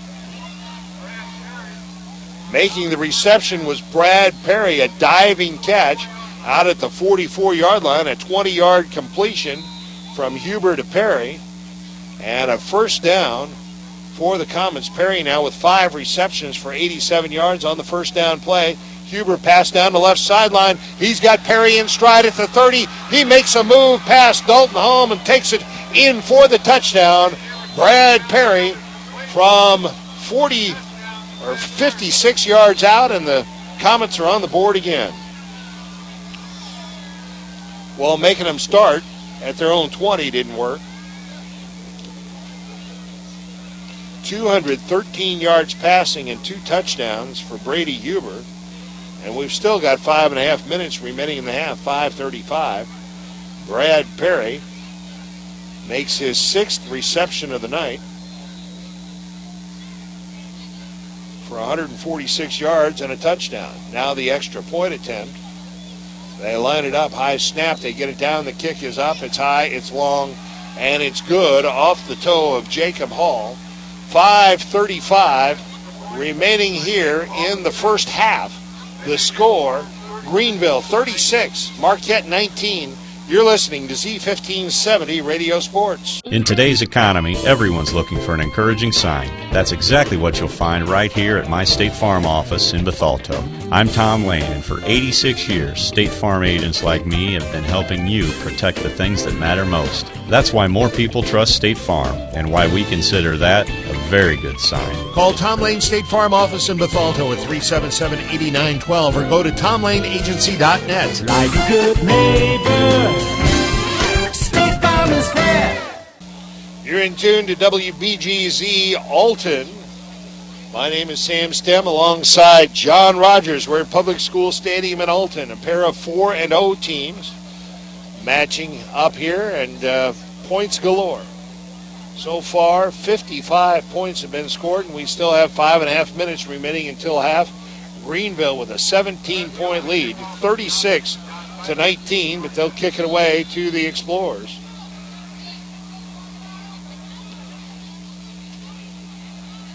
And this will be taken by John Piper on one hop at his own 23-yard line. Piper still on his feet, reverses his field, trying to find the right sideline. Piper out across the 40. Piper to midfield. Piper with 3 Comets to beat finally is brought down all the way up at the Greenville 36-yard line. Piper started left, got hemmed in on the sideline, reversed his field, and found some running room, but some of the Comets peeled off, and he had 3 of them to beat at the 35 and finally just put his head down and was brought down at the 36-yard line. And so the Explorers have an opportunity here, trailing by 17. Receivers left and right, wings left and right, Holm in the pistol formation. Whedon in motion to the left side. They run the option to the right side. Holm breaks a tackle. Holm on his feet. Now pitches it back to Sterrett. And Sterrett's inside the 15 down to the 13-yard line. A gain of 22 on that carry for Derek Sterrett. Although Holm did a lot of the work. Yes, he did. But Sterrett finished it off. So the Explorers continuing to show the ability to run the football. They have about 175 yards rushing, more than that. About 190 yards rushing here in the first half. Now the snap off the fingers of Holm, and he's able to cover it back at the 19-yard line. And it was not that bad a snap. I think Holm took his eye off the football. He was trying to read the play before he had the football from that pistol formation. It was a bit high, but not that high. So the Explorers' second fumble of the night, but they've not lost one. The clock rolling with 4:35 remaining in the first half. Greenville leading Marquette 36-19. to 19. Last year, these teams scored a combined 100 points. They might do that again here tonight. And this time, Halm keeps it himself as he runs the option to the right side. I wish he'd given it to Sterrett because fullback was free up the middle. But Halm kept it himself and took it inside the 20. Down to they're going to put it down at the 18-yard line, so that was a gain of only a yard. 3rd and 13 for the Explorers at the Greenville 18-yard line. Keyshawn Young wide to the left side, Piper wide right, the short side of the field, and they run the wing counter to Whedon. Whedon breaks a tackle. Whedon still on his feet at the 10. Whedon down to the 5-yard line, and it's going to be 4th and 1 for the Explorers. A 12-yard pickup by LaShawn Whedon, who broke a host of tackles along the way. Well, that was your reverse, Sam, that we had talked about. And now we have a player down and injured, an Explorer. And I believe that is Keyshawn Young. And he's lying at the 15-yard line, and they stop the clock so that he can be attended to. And he's walking gingerly, but walking without much assistance. He's walking like a man with a cramp. Well, that was a long time to be down with a cramp, wasn't it? I think he may have had it in both legs. Well, that could be too. Well, that could be good news if that's all it is. And so now the Explorer offense back out onto the field. The Greenville fans making a lot of noise on the far side, and there are a lot of them. 4th and 2 for the Explorers at the Greenville 5-yard line. Dalton Halm under center, double wing formation with Piper to the right side, and they hand it to Michael Ford, working the right side. Ford has first down yardage. He's near the goal line, and he's going to come up just shy, but he got the first down. He was very patient there and waited for the blocking out in front of him, and Michael Ford comes up a little bit gimpy as he's down just inside the 1-yard line, a gain of 4 and a first down for the Explorers, 1st and goal. Ford stays in there, even though he came up a little bit gimpy. The 9th first down of the night for the Explorers. Greenville has 11. 1st and goal, Marquette. Halm under center with Sterrett behind him. Halm takes a snap, turns, gives it to Sterrett, and he's stacked up, nowhere to go. They gave him some pretty good forward progress. They're going to keep the football inside the 1-yard line. It'll be 2nd and goal at the 1. And I think Greenville there is saying, well, we're not going to let you pound it in with the fullback. Marquette may have to try to take it wide again, or that quarterback sneak. If Halm can get a jump on the defensive lineman by knowing the snap count, he very well could sneak it in as the football is just outside the goal line. 2nd and goal. Halm under center takes a snap, goes with the quarterback sneak, has some forward progress. Now the football comes loose. And apparently they didn't blow it dead, and Marquette has to go back and cover it all the way outside the 10-yard line. Well, the official on the far side was coming in to mark the football, but apparently they never blew it dead. It finally came loose, and Marquette had to go back and cover it all the way back at the 12-yard line, a loss of 11 on the play.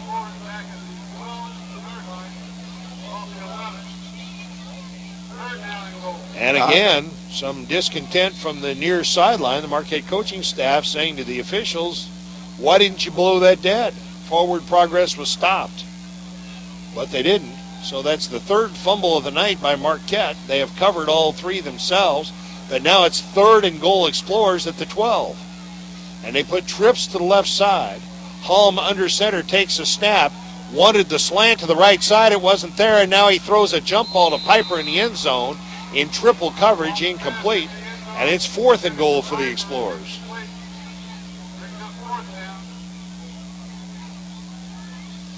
Well, I'll tell you, Ford, on that 4th down play at the 5, was very close to getting in. They spotted it just shy of the goal line, and now you may look back at that and say, boy, if he had just gotten another few inches for the touchdown there. Now it's 4th and goal for the Explorers at the 12. Miller and Whedon wide to the left. Ford in the left slot. Sterrett splits out wide to the right. And Piper lines up as a wingback to the right, and the Explorers, well, no, the Comets are going to call a timeout as they saw an empty backfield there, and they wanted to set the defense. 1:22 remaining in the first half. It's Greenville 36, Marquette 19. You're listening to Z1570 Radio Sports. Whether you're planning for home improvement projects, family vacations, college tuition, or consolidating credit card debt, use your home for what you need. At First Mid-America Credit Union, they offer home equity loans and lines of credit that can lower your costs. For more information, visit www.1stmidamerica.org or call 618-258-3168 to speak to a First Mid-America Credit Union representative. Well, moments ago, Marquette converted a big fourth down play, 4th and 2 at the 5. And now they face 4th and goal at the 12. And again, a big conversion here for the Explorers, as trailing by 17 with just 1:22 before the half, they can cut the deficit here to something manageable heading to the second half. But they have to find a way to get it into the end zone here. Holm under center takes a snap, rolls to his right, steps up, looking into the end zone, lets it go, and that is incomplete. It was intended for Sterrett, but Holm threw it well over his head and behind him.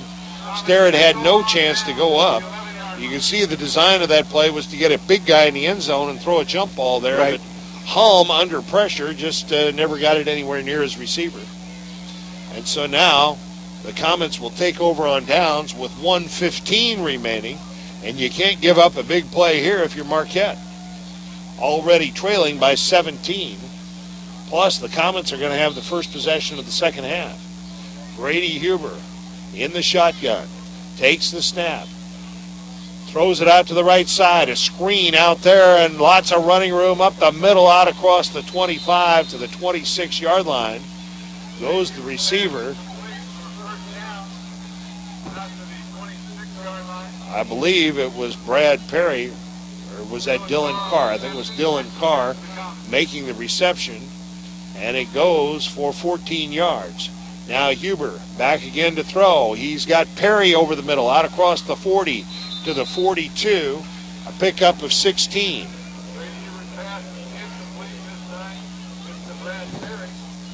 Brad Perry making that reception.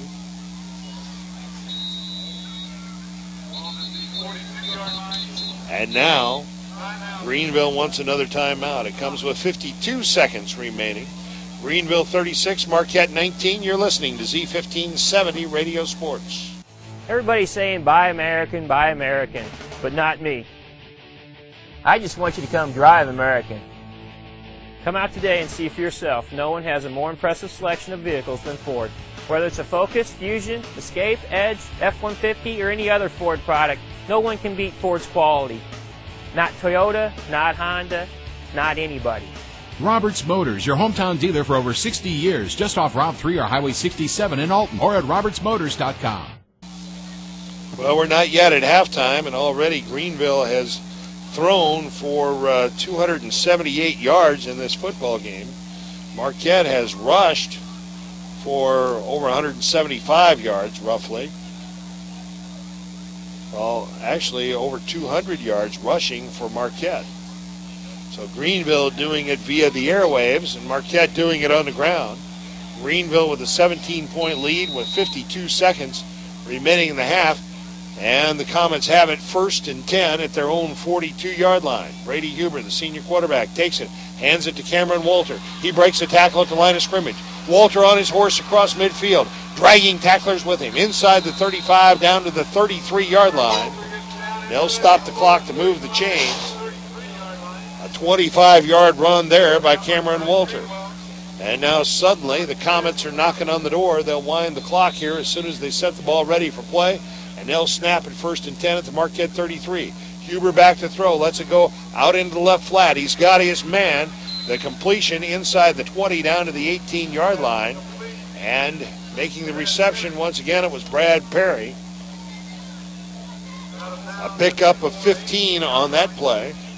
And they stopped the clock as that play went out of bounds. Perry's 8th reception of the night for 177 yards. 1st and 10, Comets at the Marquette 17-yard line. Huber back to throw, slant over the middle. He's got Perry down to the 5-yard line, and they'll stop the clock to move the chains again. Now that time it was Dylan Carr, and that was a pickup of 12 to Carr. 1st and goal inside the 5 for the Comets with 20 seconds and counting remaining in the half. The pitch back to Walter. Walter trying to sweep to right side, and Sterrett catches him from behind and throws him down at the 5-yard line, and the Comets will use their final timeout with 12 seconds remaining.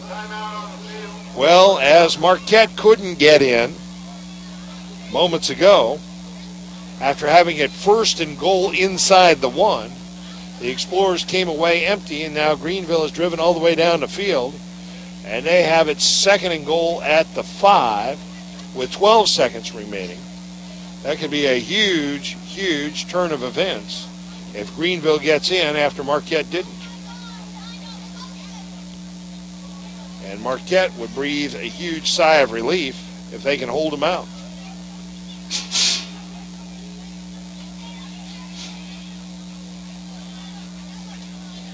Greenville averaging 53 points a game. They've already scored 36 here in the first half against a Marquette defense that had averaged giving up only 9.8 points per game. So this Greenville offense is quite the juggernaut, and they squeeze a lot of football into 4 quarters, going with that no huddle. They send 2 receivers wide to the left side. 2nd and goal at the 5 with 12 seconds remaining in the half. Huber takes the snap. Flushed out, rolling to his left. Eludes a tackler. He's on his feet at the 5. He's in for the touchdown. A 5-yard touchdown run by Brady Huber. It comes with 5 seconds remaining in the half. And that was an ugly turn of events for Marquette, who just a couple of minutes ago had it 1st and goal at the 1, couldn't get in. And now the Comets drive all the way down the field. That was an 88-yard touchdown drive by Greenville in about 1 minute and 20 seconds. And now the extra point attempt, trying to tack on point number 43 off the toe of Jacob Hall. The kick is up, and it is good. 5 seconds remaining in the half. And it's Greenville 43, Marquette 19. Well, your hope a couple of minutes ago was that Marquette would get in, make it a 10-point ball game, keep Greenville out before the half, and go to the locker room trailing only by 10 and feeling like you were in this football game. Now you trail by 24. And my elementary math tells me that was a 14-point swing. Is that right? You're right.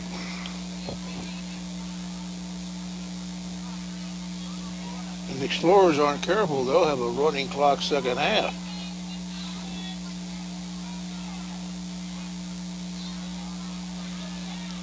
Well, if it comes to that, they might be grateful for it. But you can see, too, that Marquette their defense is wearing down. Yes. And that's what the Greenville offense is designed to do. Well, besides spread the field, but to wear down the defense. If you were watching the Rams-Giants game last week, the Rams went to the no huddle and just wore down the Giants, and they had 2 guys collapse on the 9-yard line. Yeah, they did. I guess maybe Marquette ought to have some guys collapsing, huh? Yeah. To take a page out of that playbook. Well, the squib kick is knocked down by the Explorers at their own 47 with 3.3 seconds remaining in the half. It's not beyond the realm of possibility that John Piper might get behind somebody here on this play. I think that's what I'd be looking for. And if not Piper, who knows? LaShawn Wheaton, Derek Sterrett, and Andy Miller all wide to the right side. Ford and Piper wide left. And Holm in the shotgun takes the snap. He's got all kinds of time. Sprinting to his right. Lets it go downfield through the hands of Derek Sterrett. Incomplete. And with that, the first half comes to an end. The score at the half, Greenville 43, Marquette 19. You're listening to Z1570 Radio Sports. RiverBender.com's live coverage of today's game is brought to you by Zeisser Kia, the ultimate buying experience. St. Peter's Hardware and Rental, the best products, service, and expert advice. First Mid-America Credit Union. New name, same great credit union. Tom Lane State Farm, your good neighbor agent in the Riverbend. Gerard Fisher American Family Insurance. All your protection under one roof. Alton Refrigeration, the first choice in quality HD TV and appliances. Barry Macias, professional independent insurance agents. Roberts Ford, the value store since 1949. Back deep for Greenville. Well, now they switch it up. They had the hands team in there thinking Marquette might try an onside kick, but when they saw Nick Hofert tee it up, now Dan and Young goes back deep along with Brad Perry. And Hofert kicks one towards the near sideline, and Young let it go. And quite frankly, it might have been a mistake if it had taken a little bit of a hop back towards the inside of the field. Right there was Jimmy Lawless. He could have picked it up and run it in for a touchdown.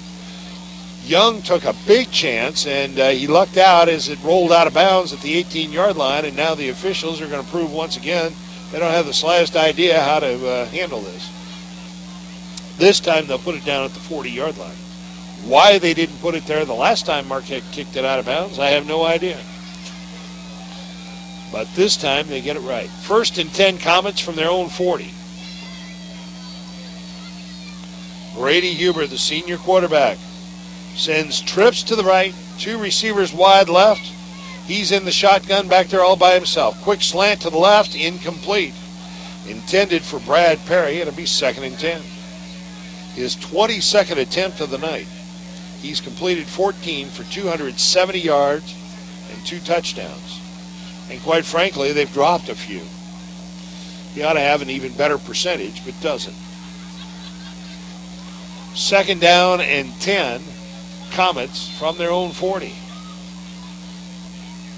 2 receivers to each side of the field. Now a man in the backfield with Huber, and a quick pass out to the right side, and he misses his intended receiver out there, Gage Garman, who was open, but Huber just totally missed him. And I guess if you're Greenville and you've got a 24-point lead at the half and you've had an extended halftime period, almost 25 minutes with the 3-minute warm-up period on top of the 20-minute halftime, it's possible to lose a little bit of your edge. Huber on 3rd and 10, all kinds of time, lets it go off the middle. It's picked off by Dalton Holm at the 46, out across midfield to the 40, to the 30, down the left sideline. He goes all the way down to the Greenville 20-yard line. And that was a poorly thrown pass, the 2nd turnover of the night, the 2nd interception thrown by Brady Huber, and the Explorers have a golden opportunity here to cut into that 24-point deficit. And that's why it just kills you what happened there in the final minute and a half of the first half. What if it were a 10-point game and Marquette had it 1st and 10 at the Greenville 20? But it's not. It's a 24-point game. A pair of receivers to each side of the field. They put a man in motion to the right side and hand the football to Michael Ford. Ford tries to turn the corner. Gets a key block from Derek Sterrett, but Ford can't turn that corner despite the good block and is thrown down for no gain on the play. Looks like Greenville might have made an adjustment. They were ready for that this time. 2nd down and 10, Explorers at the Greenville 20. Ford, again, that time looked a little indecisive. He thought about cutting it up inside that block by Sterrett, and instead took it wide. But didn't he do it the last time? Yes, he did. 2nd down and 10 for the Explorers. Ford in motion. They fake the handoff to him, run the option to the left side. Holm turns it upfield and gains 3, maybe 4 on the carry. Sterrett was his pitchback. As all the motion went to the right and they countered it back to the left. And Holm picks up 3 on that carry, and it's going to be 3rd and 7.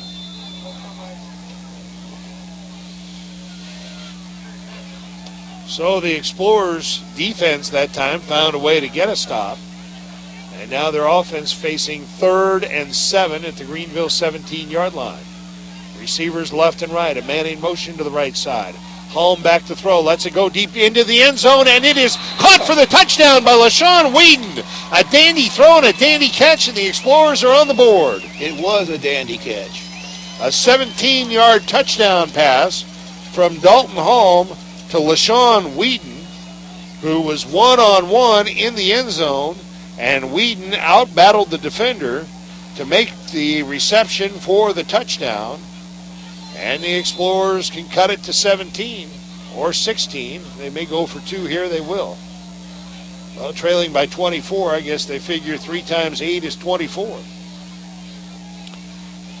So from the 3-yard line, the 2-point conversion attempt, the give is right up the middle to Derek Sterrett, and he goes nowhere. So the 2-point conversion attempt fails. But the Explorers draw first blood here in the 3rd quarter. 10-13 remaining 3rd quarter. The score, Greenville 43, Marquette 25. You're listening to Z1570 Radio Sports. I'll grab the birthday cake. You bring the gift, if you're sure she's ready. She's 16, honey, and she's earned a set of keys. She's studied and practiced, I know, but it's a big responsibility. When you have a teen driver, it's good to know that Madison Mutual has the insurance coverage you need. She's ready, and so are we. I talked to our Madison Mutual agent. Call Barry Macias, your local independent insurance agent, at 467-2874. The more life changes, the more you need Madison Mutual. Sam Stem along with John Rogers back at Public School Stadium in Alton. You're in tune to WBGZ Alton. 9 o'clock in the River Bend, and a big homecoming crowd here watching the Marquette Explorers do battle with the Greenville Comets. And I think all of Bond County is over on the far side. That's the biggest visiting crowd I've seen in a long time. But they love their Comet football, and you can see why. They've made some noise over there and traveled well. This might be one of the biggest crowds, home and away combined, that we've seen here in a long, long time. I thought maybe being a dry town, they came to the big city. It's not dry anymore. Oh, is it? They got that resolved. I know the guy that runs the radio station there, and he assures me it is no longer dry. Here is Danny Young out across the 25 to the 30. Look out, he could go. Danny Young down the right sideline. One man to beat. Nick Holford has him hemmed in. He cuts it back. Still on his feet at the 10 and brought down at the 8-yard line. Well, that's the second big kickoff return for Dan Young, and I'm not sure why you would even take a chance on kicking it deep to him, because he is lightning in a bottle. He reminds you a lot of John Piper. Is there a flag on the play or not? No, the official's talking about something, but I see no flags. They're going to put it down at the 8-yard line. 1st and goal, Comets right there. Holy smokes. You just can't let that happen, but the Explorers did. And so Huber leads the offense out onto the field. On 1st and goal at the 8. The give is to Cameron Walter. Breaks one tackle, hurdles another tackler, and walks in for the touchdown. An 8-yard run by Cameron Walter. And I got to tell you, based upon what I've seen from him, if he was in a different offense, he might run wild. It's only his 12th carry for 85 yards and 3 touchdowns. But he can finish. And so now, attempting to add point number 50, their kicker, Jacob Hall. Out of the hold of Dylan Bone. The snap, the spot, the kick. It's long, it's high, and it's good. We played only 2 minutes and 9 seconds here in the 3rd quarter, and already we've seen 13 points put up onto the board. These teams have combined for 75 so far. But Greenville outscoring Marquette by a 2-1 margin. 9:51 remaining 3rd quarter. Greenville 50, Marquette 25. You're listening to Z1570 Radio Sports. From its birth in 1931 on Broadway in Alton to its new home on Homer Adams Parkway, welcome to Alton Refrigeration and Home Furnishings. Alton Refrigeration and Home Furnishings earned its outstanding customer service reputation in servicing major appliance brands such as Maytag, Whirlpool, KitchenAid, Frigidaire, Samsung, and more.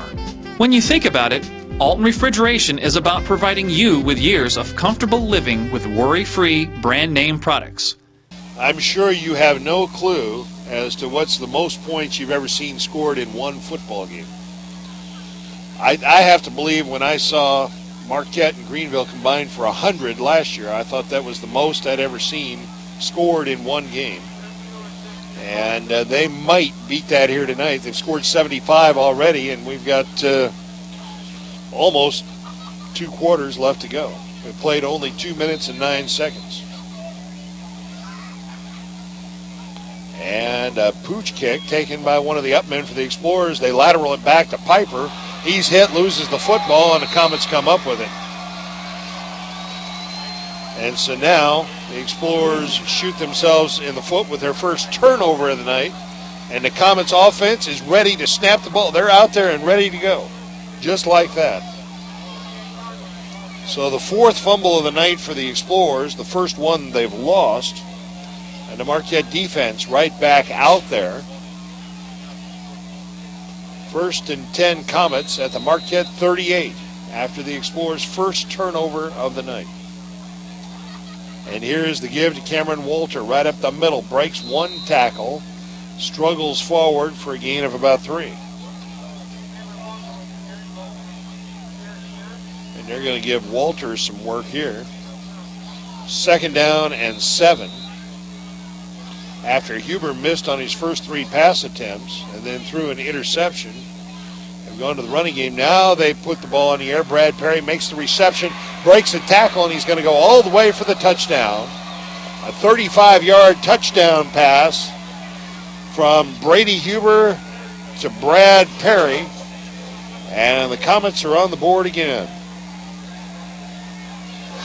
Huber now with 305 yards passing, 3 touchdowns and 2 interceptions. Brad Perry has made 9 receptions for 212 yards and 2 touchdowns. And Hall's extra point attempt is up, it's high, it's long, and it's good. 9:14 remaining 3rd quarter. We played 2 minutes and 46 seconds. And Greenville has scored 14 to Marquette 6 here in the second half. 9:14 remaining 3rd quarter. The score, the Comets 57, the Explorers 25. You're listening to Z1570 Radio Sports. At American Family Insurance, we put together a pretty special policy for the Gordon family.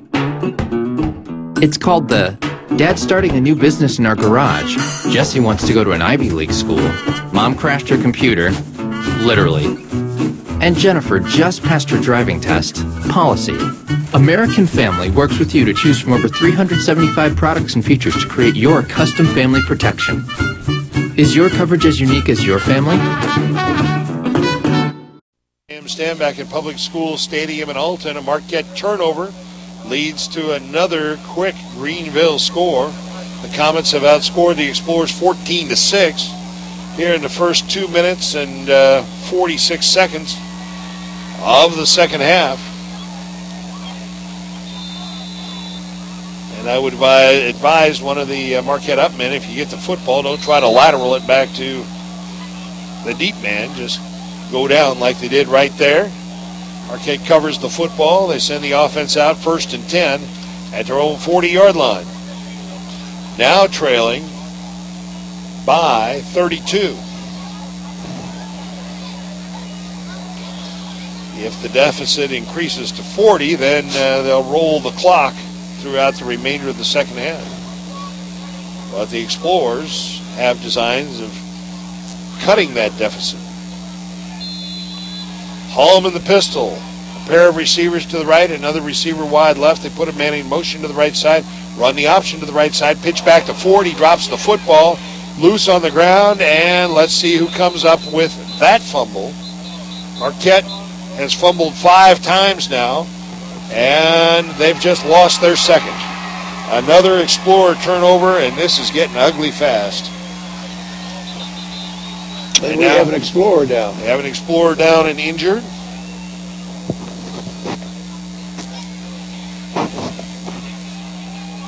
Up at the 46-yard line, so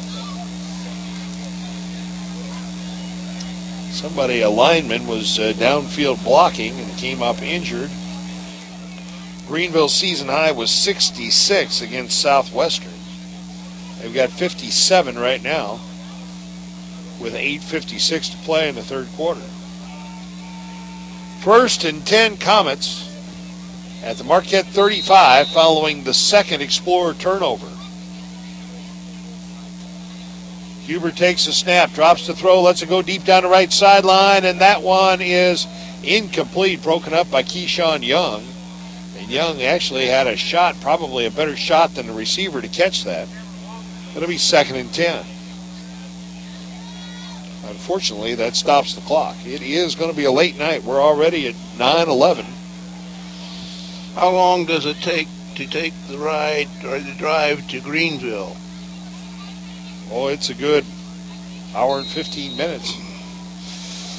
So the folks in Greenville are going to be arriving home late tonight.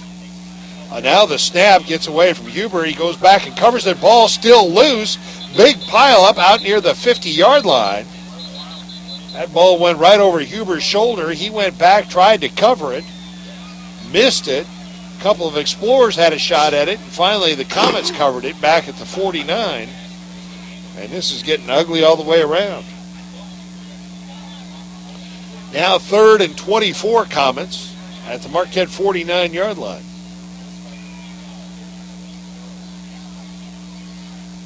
Two receivers to the left side, the short side of the field. Two more receivers to the right side. Huber with Walter standing next to him, and the Explorers bring a blitz. They put some pressure on. Huber tries to take off, and he's sacked. Marquette did send some extra rushers that time, and they sack Huber for a 5-yard loss on the play and brings about 4th and forever. 4th and 30 for the Comets. 4th and 29 from their own 46-yard line. Now Huber lines up in the shotgun. He punted from this formation earlier. He's just a couple steps deeper than he normally would be and gets the kick away quickly. And the Explorers watch it hit, and it will roll dead just inside the Marquette 20-yard line. And the Explorer offense will move back out onto the field. Greenville 57, Marquette 25. Still not even midway through the third quarter.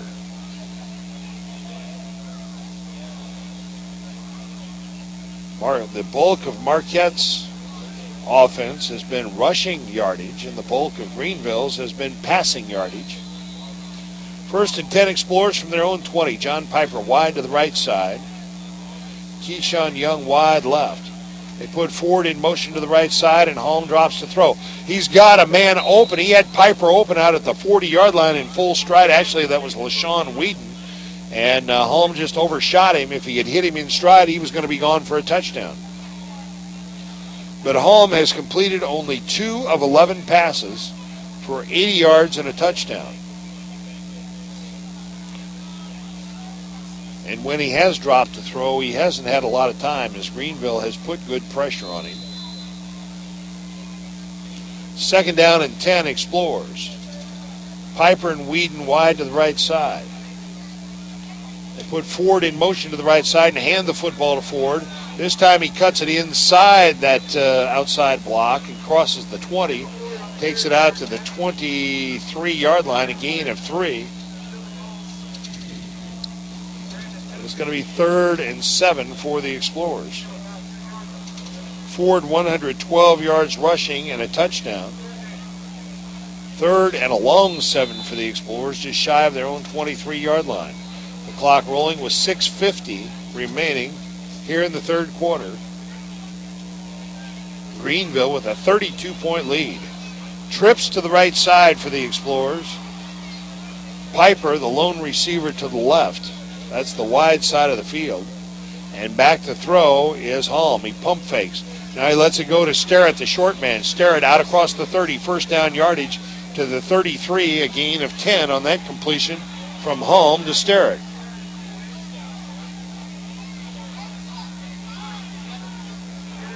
Sterritt's first reception of the night. And the 11th first down of the evening for the Explorers. 1st and 10 Marquette from their own 34. Actually, that was an 11-yard pickup on that play. Halm now has completed 3 of 12 for 91 yards and a touchdown. Piper wide right. Ford and Whedon also to the right side, and Marquette got an early start there. A 5-yard walk-off against the Explorers, their 5th of the night. And 1st and 10 becomes 1st and 15. We're down to 6:09 remaining in the third quarter. Illegal procedure against the Explorers. One of the wideouts here on the right side was not set, and that's the quarterback's fault.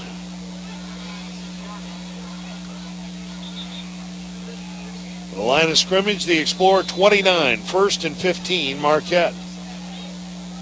Piper and Whedon to the right side.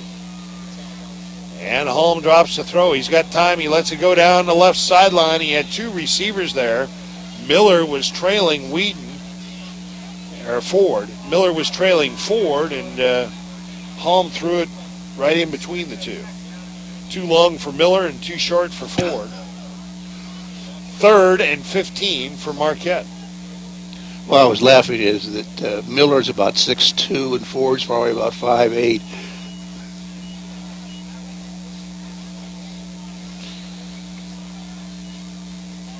So on the 3rd down play, Marquette sends Piper wide to the right side. Whedon in the right slot.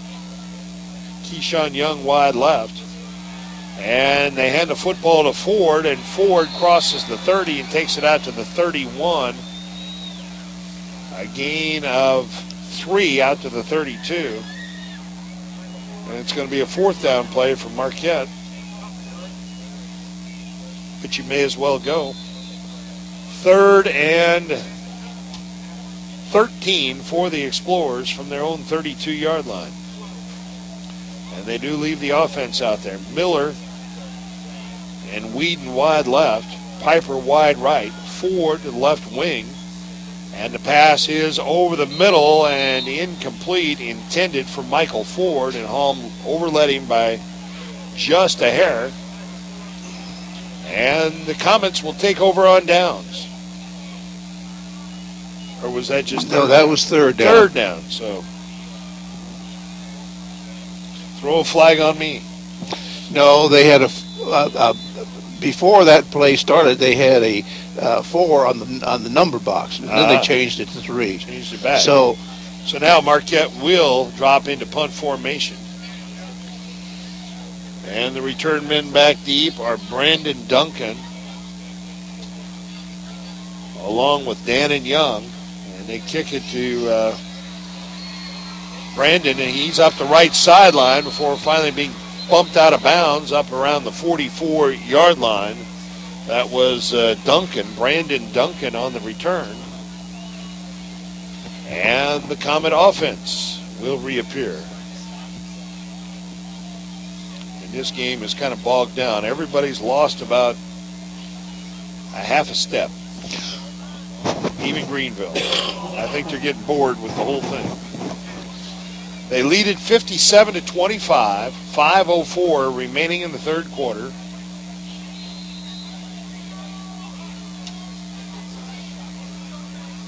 And from the Marquette 45-yard line, Hubert turns and hands it. And that is Cameron Walter, and he's got good yardage. Inside the Marquette 40 down to the 38-yard line, a gain of 7. Cameron Walter, 14 carries for 95 yards and 3 touchdowns.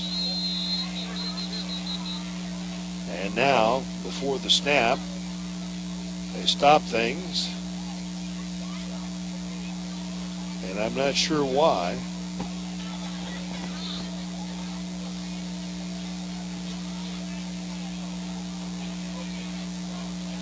Oh, Keyshawn Young is a little bit gimpy. I think he's having cramps again. So the officials detected that he was laboring and stopped the clock, allowed him to get off the field.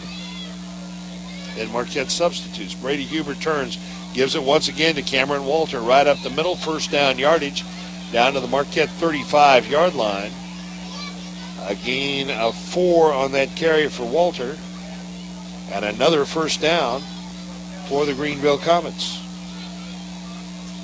1st and 10 at the Marquette 35-yard line. They're not actually going to measure, are they?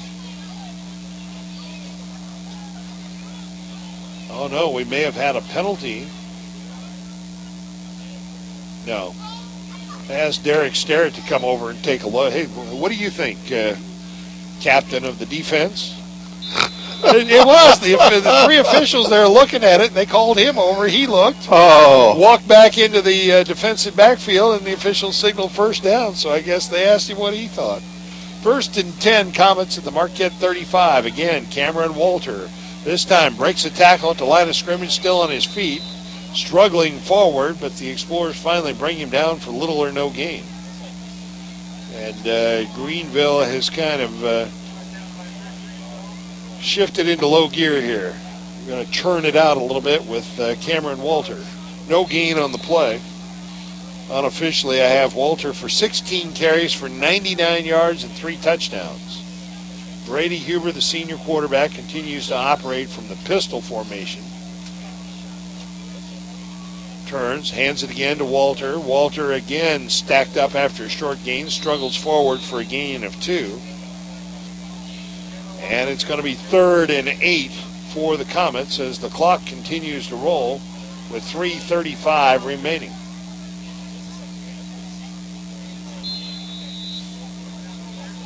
Greenville, I don't think they know how to huddle, do they? If anybody called for a huddle, they may not know what to do. Going no huddle, and here's the handoff, and this time running back trying to sweep the left side, breaks a tackle at the 30 on his feet, down to the 25, going to be very close to a first down on the carry. That time it was Brandon Duncan from the right halfback position. And they might have to call Derek Sterrett over again and ask him if it's a first down because it's right on the line.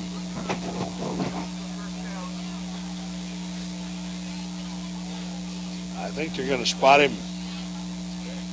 Well, I don't. It's right on the line, so is the marker on the line or not? The football is on the line, and it looks like they're going to actually measure.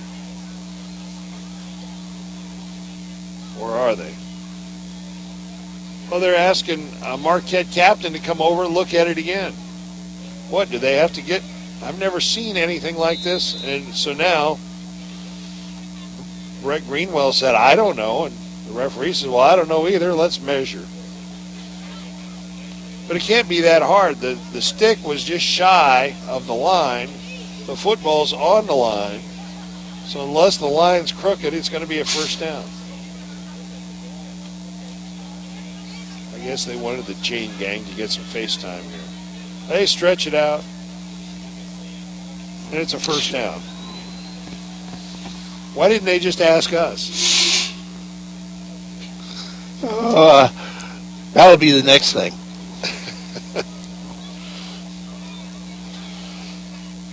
So Duncan picked up 4 and got the first down. 1st and 10, Comets at the Marquette 25. They'll roll the clock with 3:10 remaining. Here in the third quarter, Greenville leading 57-25. Brady Huber, long count. Marquette jumps, but they don't throw any flags. I'm sure they were in the neutral zone, but now Greenville retools. And here is the give to Cameron Walter. He's hit in the backfield, slips a tackle on his feet at the 20, at the 15, cuts it back at the 10, still on his feet, 5-yard line, and he's brought down at the 2, maybe the 1. What a run by Cameron Walter. They'll put him down at the 2. It was an 18-yard pickup, and another first down for the Comets. 2 Explorers had him in the backfield, and he just bounced off him. Well, he's a talented runner, and he's got some moves. 1st and goal, Comets at the Marquette 2. Huber takes the snap, turns, hands it to Walter. Walter powers his way into the end zone for his 4th touchdown of the night. It comes with 2:26 remaining here in the third quarter. Cameron Walter now with 121 yards rushing and 4 touchdowns in a passing offense. But in fairness, they give it to him when they're close to the goal line. But here in the second half, they've been feeding him the football fairly consistently, and now Greenville will go for 2 to try to get that clock rolling. They hand it to Cameron Walter, and he is in for the 2-point conversion. That makes it a 40-point differential, and that means from this point forward the clock will run. So Greenville coach Todd Hutchinson, cognizant of that, and also cognizant of the long drive to Greenville, and he'd rather get there sooner than later. 2:26 remaining, fourth quarter. The score now, Greenville 65, Marquette 25. You're listening to Z1570 Radio Sports. Zeiser Kia, the ultimate buying experience. Gas prices are soaring, and so is the cost to own a car. I want to help lower that cost, so I'm here to make you this offer. If your car is financed, stop by Zeiser to see how we can help. If you qualify for financing and we can't lower your cost of ownership, we'll fill up your tank just for stopping by. And with Kia's great warranty and top fuel economy, we could literally save you thousands a year. It's gonna be huge! Visit us in St. Peters, Wood River, or on the web at stlouiskia.com. Well, during the break, somebody on the Marquette coaching staff said the magic words. A flag was thrown and a 15-yard walk-off against the Explorers. Greenville has yet to be penalized here tonight. Not one flag thrown on the Comets, and that was the 6th against the Explorers, although if you turned it around and gave Greenville 6 and Marquette none, it wouldn't make up for the 40-point differential. And it very well may just be a statement about how well disciplined the Comets are.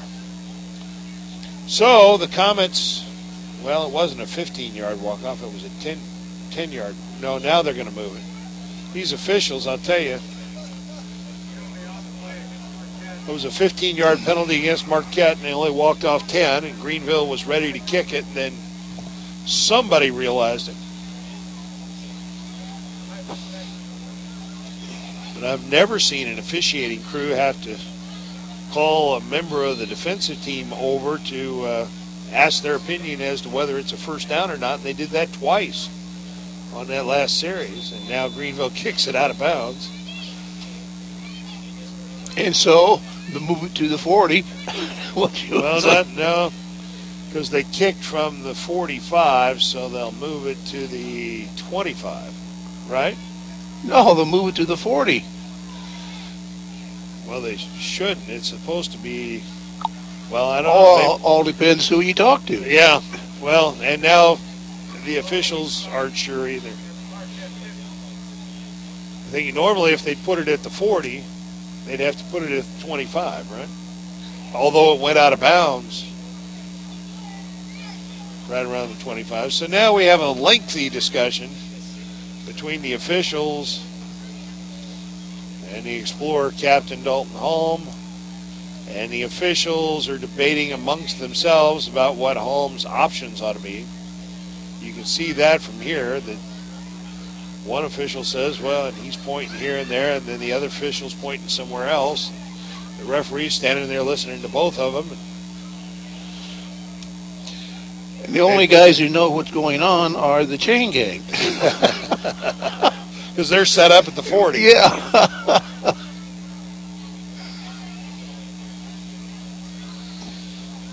Dalton Holmes says, well, let me run over to the bench and ask the coach. Maybe he knows. Because the officials are still debating it. It's like, come on, let's go. Shouldn't the clock be running during all this? No, I guess when when the ball went out of bounds, they had to stop it. Now the officials are going to come over and ask Tim Nelson. Dalton Holm came over and told Coach Nelson, well, they don't know what they're doing. Terry, so they came over to confirm it. Let's send Terry Mitchell down there to straighten him Well, out. he's going to be busy here with the clock. He's got to keep the clock rolling. He's going to sit on his hands. Yeah, he's not doing anything else. Maybe he can officiate too. I think he ought to just start the clock now. I don't think the officials would notice. Now the Greenville fans start clapping their hands like, come on, let's go, let's do something. But once they figure it all out, then they're going to give Marquette the option. Hey, you can take the ball here or you can make them kick again. And Marquette will probably say kick it again. Oh, my. They're going to put it at the 40. No, they're not. No. Well, they had it at the 40. Greenville was at the 40. They're going to put it where it went out of bounds. 22. Oh, my. This is a circus. All right, 1st and 10 Marquette. We'll call it the 23. 1st and 10 from their own 23. And here's the give to Derek Starrett. Straight ahead, a gain of 2. Now the clock will roll and continue to roll. Only stop at changes of possessions or on scoring plays. Or in injuries. Roll, Terry, roll. 2nd down and 8. Greenville with a 40-point lead, 65-25. 90 points have been scored. Last year, these teams combined for 100.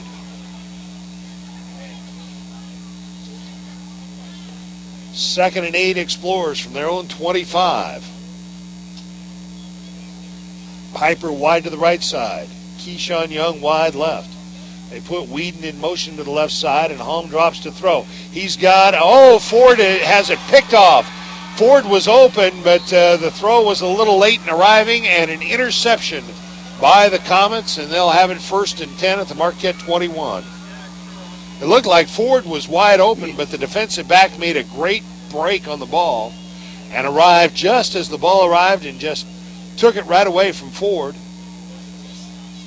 And actually, if the ball had arrived just a beat quicker, a defensive back wouldn't have had a shot at it. So they do stop the clock on the change of possession.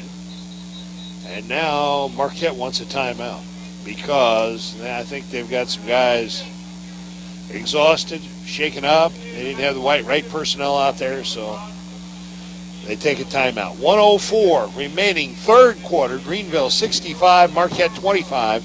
You're listening to Z1570 Radio Sports. Since 1947, St. Peter's Hardware and Rental has been helping you get the job done right.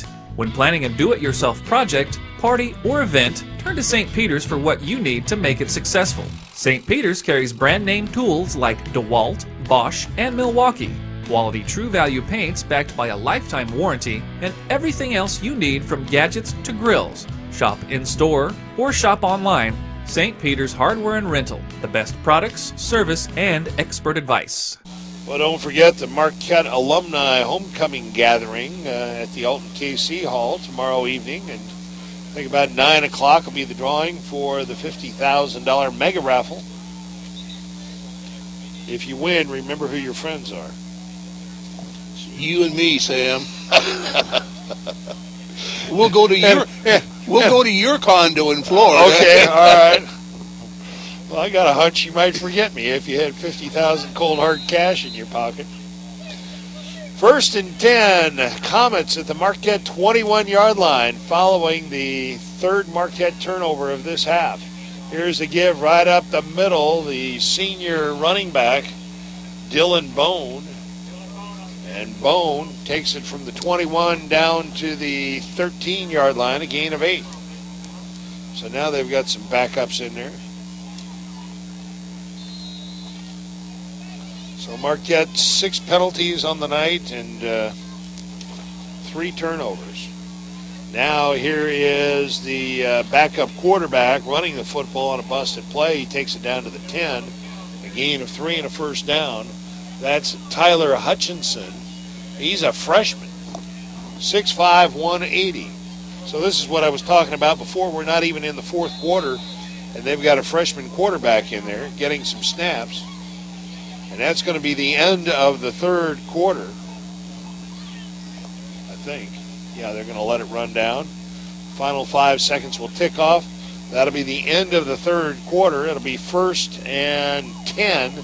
for Greenville just outside the Marquette 10-yard line when we return for the fourth quarter.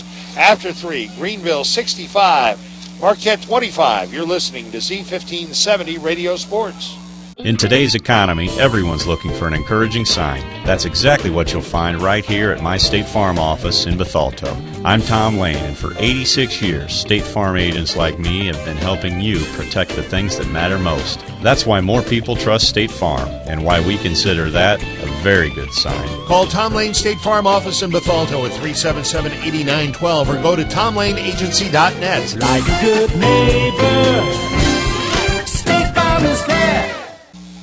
We get set to start the fourth quarter. Greenville leading Marquette by 40, 65-25. And the Comets have it 1st and 10 just outside the Marquette 10-yard line. They can get a first down at about the 1-inch line. They now have a freshman quarterback in there, Tyler Hutchinson, a senior running back, Dylan Bone, and a whole bunch of receivers with very clean jerseys. So we'll try to pick all that up. But they do not deviate from their spread set. Now they've got a different quarterback in there. Give to a running back right up the middle. Now it's Clint Meadows, a sophomore quarterback. And he made the handoff there. The running back picked up a couple down to the 9, inside the 9.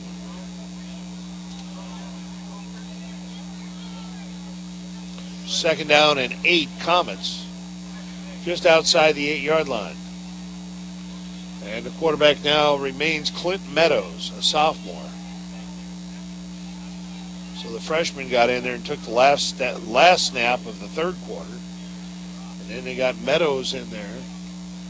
And Eric Turek, also a running back in there. And they throw the ball into the end zone, incomplete.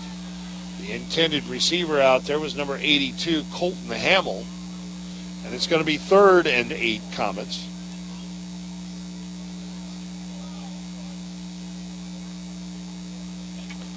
As they look to the far sideline and try to pick up another play.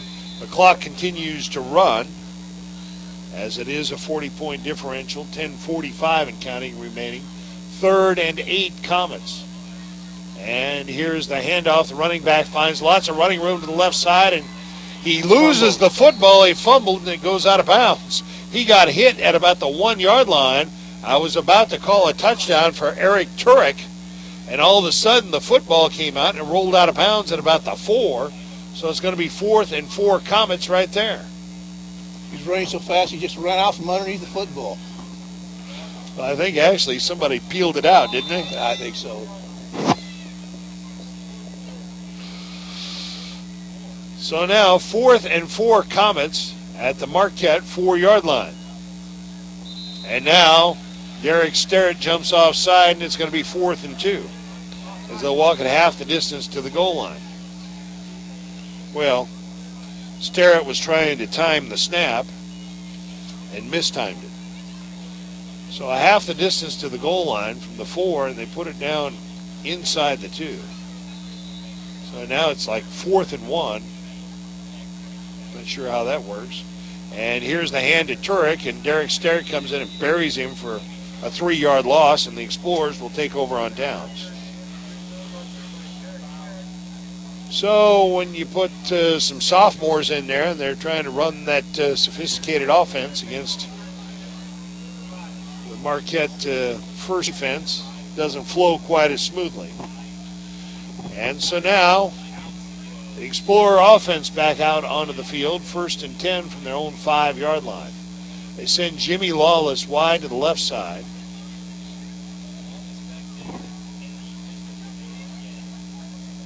And Halm will work from under center. And here's the give. No, he keeps it himself. They give it on a counter. And that's LaShawn Whedon on the carry. And he loses a yard on that carry. Well, hindsight's 20/20, but they faked the handoff to Sterrett right up the middle, and he burst through a hole. And initially, I thought he had the ball, but actually they handed it to LaShawn Whedon, and he loses a yard. 2nd and 11, Explorers from their own 4. A lot of clean jerseys out there on defense for Greenville as well. Stay tuned. We'll have news between games, and then game 2, Alton and Edwardsville. This time they give it to, the handoff is to Michael Ford. Ford, lots of running room to the right side. Michael Ford still on his feet out at the 40, out to midfield, still going, and he might go all the way. Being pursued from behind, and it's going to be a 96-yard touchdown run for Michael Ford, and what a run it was. Well, that'll make the highlight reel. He broke numerous tackles en route and just eventually outran everybody. And look here, it's going to take the referee about 15 minutes to make it down. He's now to midfield to officiate the extra point attempt. A 96-yard touchdown run for Michael Ford, his second touchdown of the night. And that now puts him at over 200 yards rushing. 211 yards rushing and 2 touchdowns for Michael Ford. And the Explorers will go for 2. They send receivers left and right.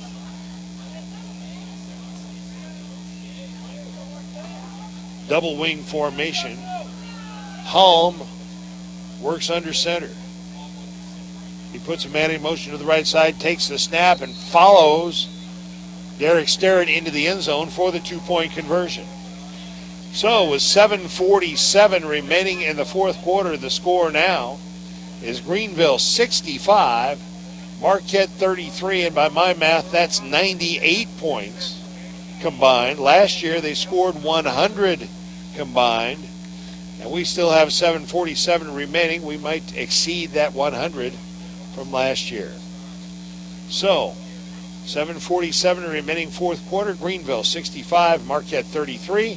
You're listening to Z1570 Radio Sport. At First Mid-America Credit Union, they offer more than savings accounts, checking accounts, money markets, loans, and IRAs. They also offer a Visa Platinum Card, which rewards their members with low rates, no annual fees, no hidden fees, no balance transfer fees, built-in safety features to protect your card from fraud, and a reward program which rewards you for every purchase you make.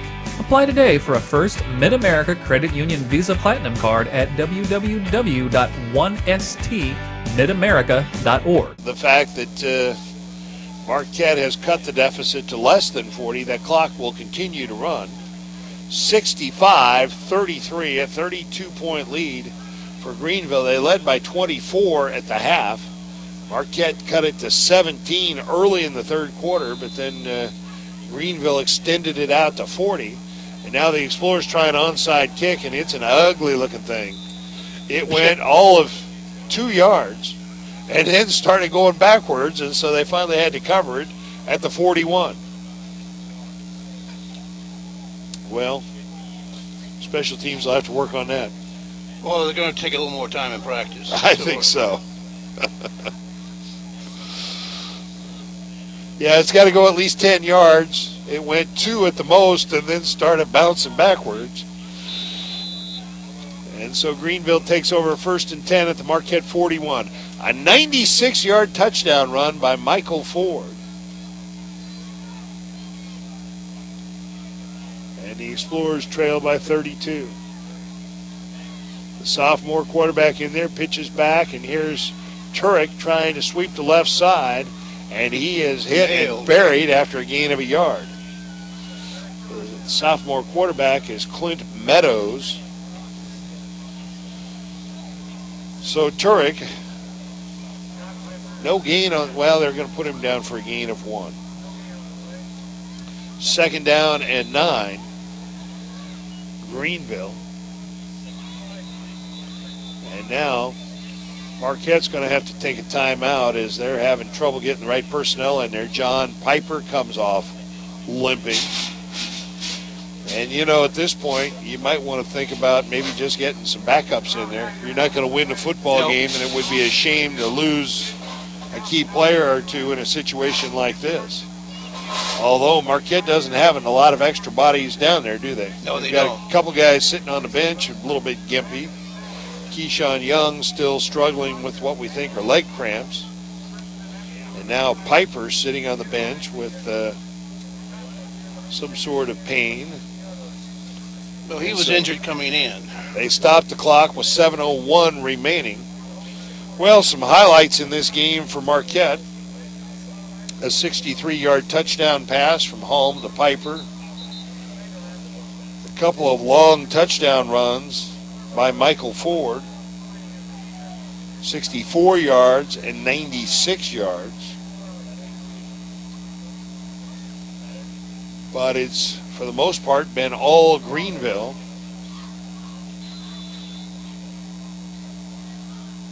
Second and 9, Comets at the Marquette 41-yard line. And here is the hand again to Turek, and this time he finds a little bit of running room to the left side, but gains only a yard down to the Marquette 40.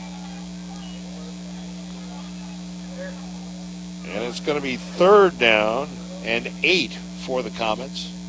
The clock continues to roll with 6:40 remaining. Alton and Edwardsville up next. Game 2 of our broadcast doubleheader here on C1570. Clint Meadows in the shotgun, barking out the signals. Receivers left and right on 3rd and 8 at the Marquette 40. Meadows, the sophomore quarterback, hands it to Turek. Turek breaks a tackle, takes it inside the 35, down to the 34-yard line, a gain of 6, and it's going to be 4th and short for the Comets. Greenville will improve to 5-0.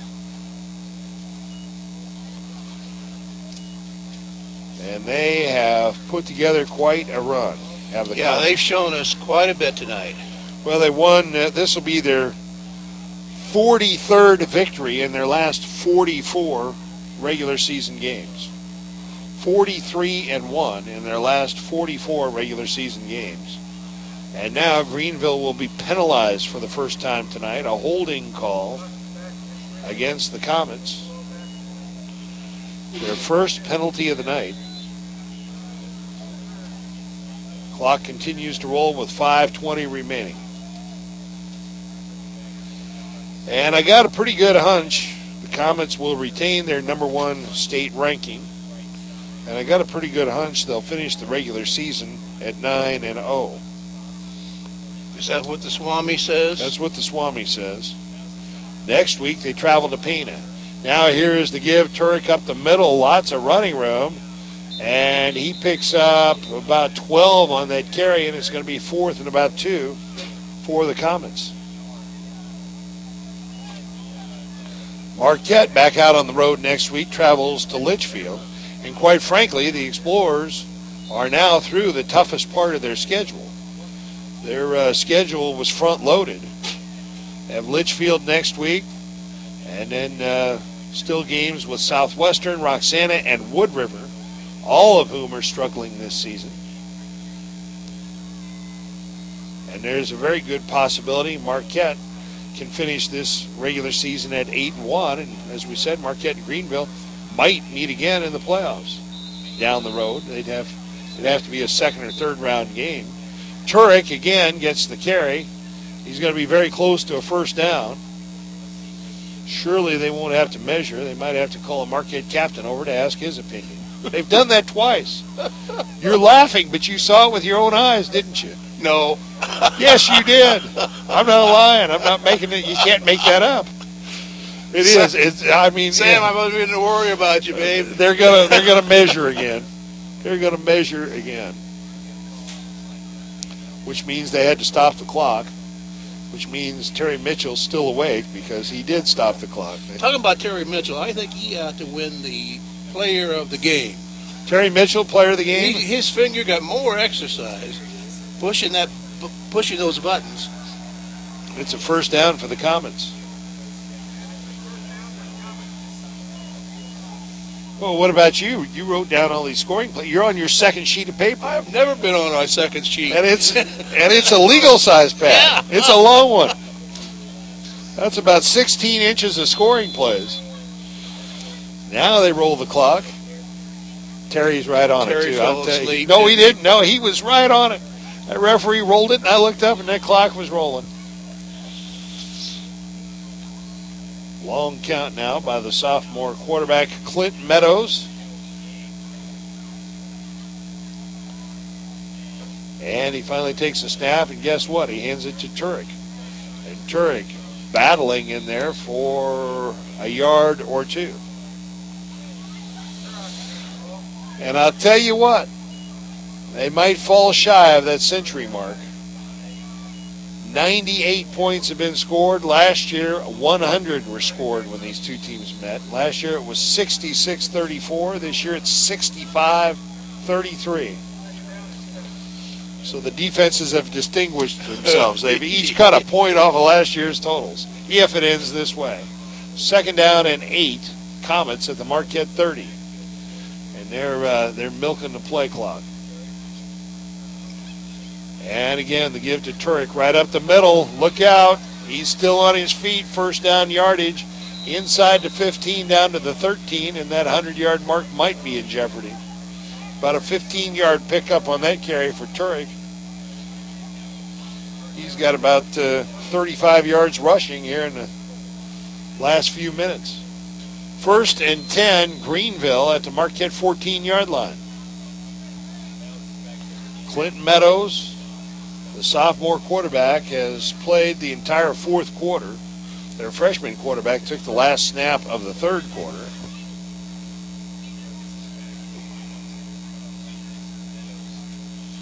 And again, the Comets let the clock roll before taking the snap. The handoff is to Turek. Turek still on his feet at the 10, at the 5. He's in for the touchdown. A 14-yard touchdown run by the sophomore Eric Turek. Turok. So he gets in on the action. And Greenville has topped the 70-point mark. I'm sure did you see the write-up in the paper this morning where they were going back to Marquette record scoring totals against Marquette? Cited a game against Alton High in 1966. The extra point was no good.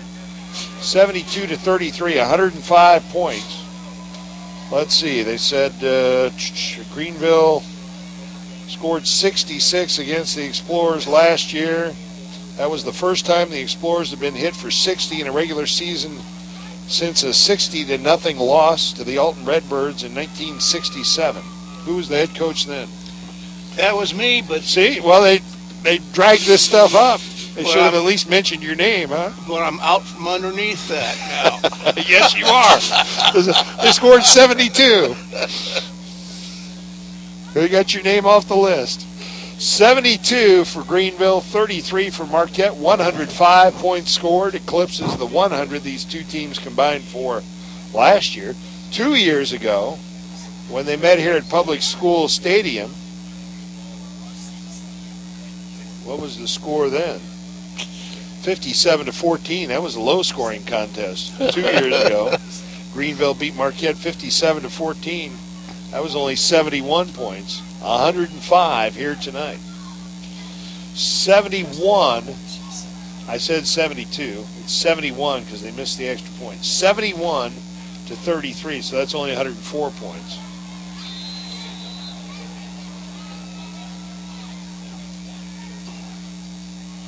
And the kickoff.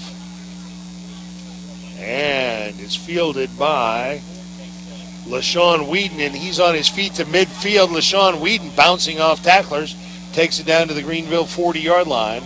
And now we have just 1:25 and counting remaining here in the 4th quarter. Marquette will take a few snaps, and this one will be in the record books. And then the Explorers will try to forget about it and move on to next week. Well, that's one good thing about getting your butt beat is that it's a worse wear and tear by losing a close one than getting your clock punched.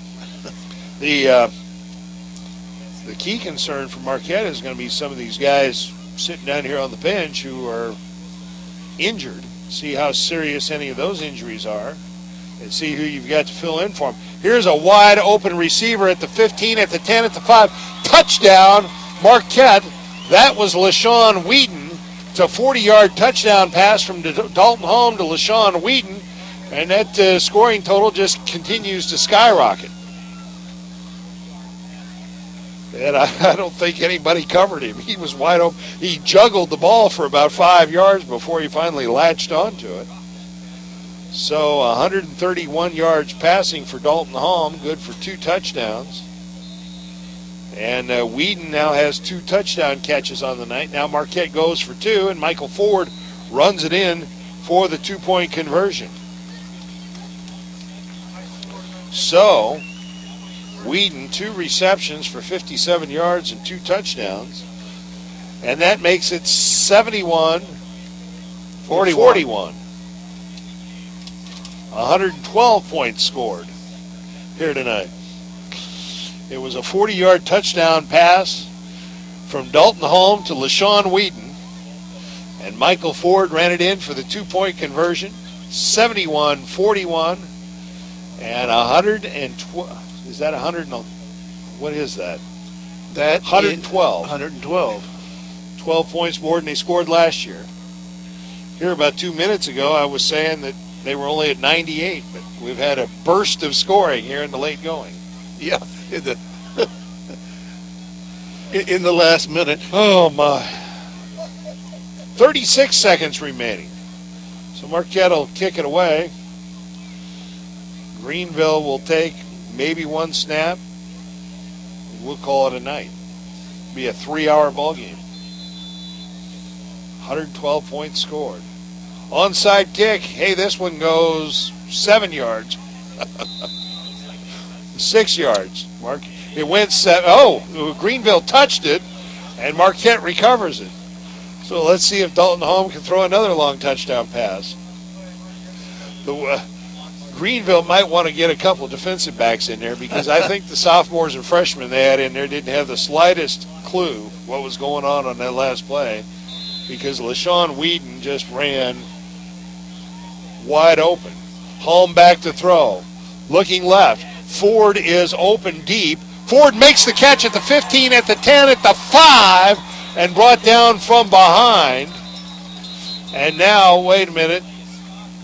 Marquette called a timeout with 4.7 seconds left. That's what the ruling was. So let's see. That went 49 yards to the 5 on that completion from Holm to Ford. 180 yards passing. And the Explorers will run one more play. 4.7 seconds remaining, 1st and goal at the 5. And now during the timeout, Greenville will huddle. Let's see if I can figure out how long a play that was. 45 and 4, 49 yards. So Holm has completed 5 of 16 passes for 180 yards and 2 touchdowns and 1 interception. And the Explorers, just as a matter of pride, well, you can't blame them for wanting to score one more time, can you? No, but but they took out the young kids and put the big boys back in. Yeah, Greenville did. Well, I don't know. There's an awful lot of clean jerseys out there yet for Greenville. 1st and goal, Marquette at the 5. No, I'm not talking about Greenville. Oh, you're talking about Marquette. Holm will bend under center. Receivers left and right. Piper wide right. Miller wide left. Double wing formation. Ford in motion to the right side. They pitch it to Ford. Ford juking, trying to find the right pylon. Ford is he in? The clock. Oh, there's a flag on the play. Greenville will, it depends on whether he's in or not. No, he didn't get in. So a 4-yard pickup. Greenville will decline the penalty, and this game is over. The final score, Greenville 71, Marquette 41. Back to wrap it up in just a moment. You're listening to Z1570 Radio Sports. Everybody's saying, buy American, but not me. I just want you to come drive American. Come out today and see for yourself. No one has a more impressive selection of vehicles than Ford. Whether it's a Focus, Fusion, Escape, Edge, F-150, or any other Ford product, no one can beat Ford's quality. Not Toyota, not Honda, not anybody. Roberts Motors, your hometown dealer for over 60 years, just off Route 3 or Highway 67 in Alton, or at RiverBender.com.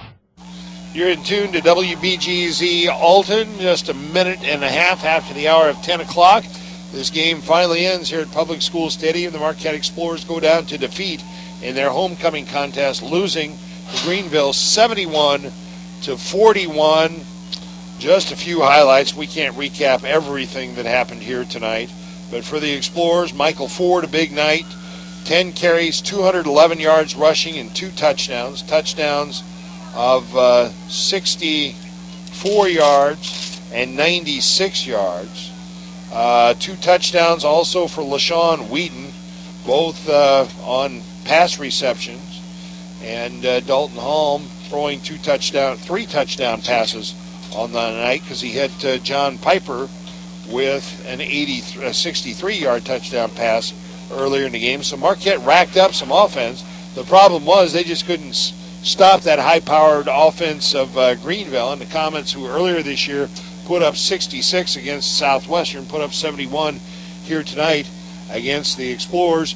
The real turning point in the game was late in the first half when Marquette, trailing by 17, had a 1st and goal at the 1, didn't get in, and in a minute and 20 seconds, Greenville marched down the field and took a 24-point lead to the locker room. If Marquette gets in and they're down 10 at the half, who knows what happens in the second half, because Greenville never really did stop Marquette all night long. When Marquette was stopped, they stopped themselves. So at any rate, I'll tell you what, if you're a Greenville fan, you got to have fun every Friday night watching this team play, don't you? It wasn't a whole lot of fun for us to watch, but I can still admire what they do. They are a high-powered football team, deserving, I think, of the #1 ranking in the Class 3A state poll. Our Munganast Toyota player of the game for tonight, well, we could have picked any host of players, but we've decided to give it to Brad Perry, the wide receiver for the Greenville Comets. He caught 9 passes for 212 yards and 2 touchdowns. Honorable mention to Brady Huber, who completed 15 of 26 passes for 305 yards and threw for 3 touchdowns. But Huber does that every week, and Brad Perry was his top receiver here tonight. Also an honorable mention to Michael Ford of the Explorers, who we said rushed for 211 yards and 2 touchdowns. But you add it all up, it's a victory for the Greenville Comets. Their 43rd victory in their last 44 regular season games. They're now 8-1 against Marquette in South Central Conference play. As you mentioned, Coach Rogers, they might meet again in the playoffs. It's altogether possible. So, I hope they go up in the division or we go down, because I wouldn't want to play them again. Well, but that's way down the road. In the meantime, Greenville takes on Pana next week. The Comets now 5-0. The Explorers fall to 4-1. They will travel to Litchfield next Friday night to take on the Purple Panthers. Stay tuned. We've got more high school football coming up. Alton and Edwardsville just around the corner from the Southwestern Conference. In the meantime, Sam Stem reminding you again, the final score, the Greenville Comets 71, the Marquette Explorers 41. And with that, we say have a great weekend, everybody. RiverBender.com's live coverage of today's game is brought to you by Zeiser Kia, the ultimate buying experience. St. Peter's Hardware and Rental, the best products, service, and expert advice. First Mid-America Credit Union. New name, same great credit union. Tom Lane State Farm, your good neighbor agent in the Riverbend. Gerard Fisher American Family Insurance. All your protection under one roof. Alton Refrigeration, the first choice in quality HD TV and appliances. Barry Macias, professional independent insurance agents. Roberts Ford, the value store since 1949.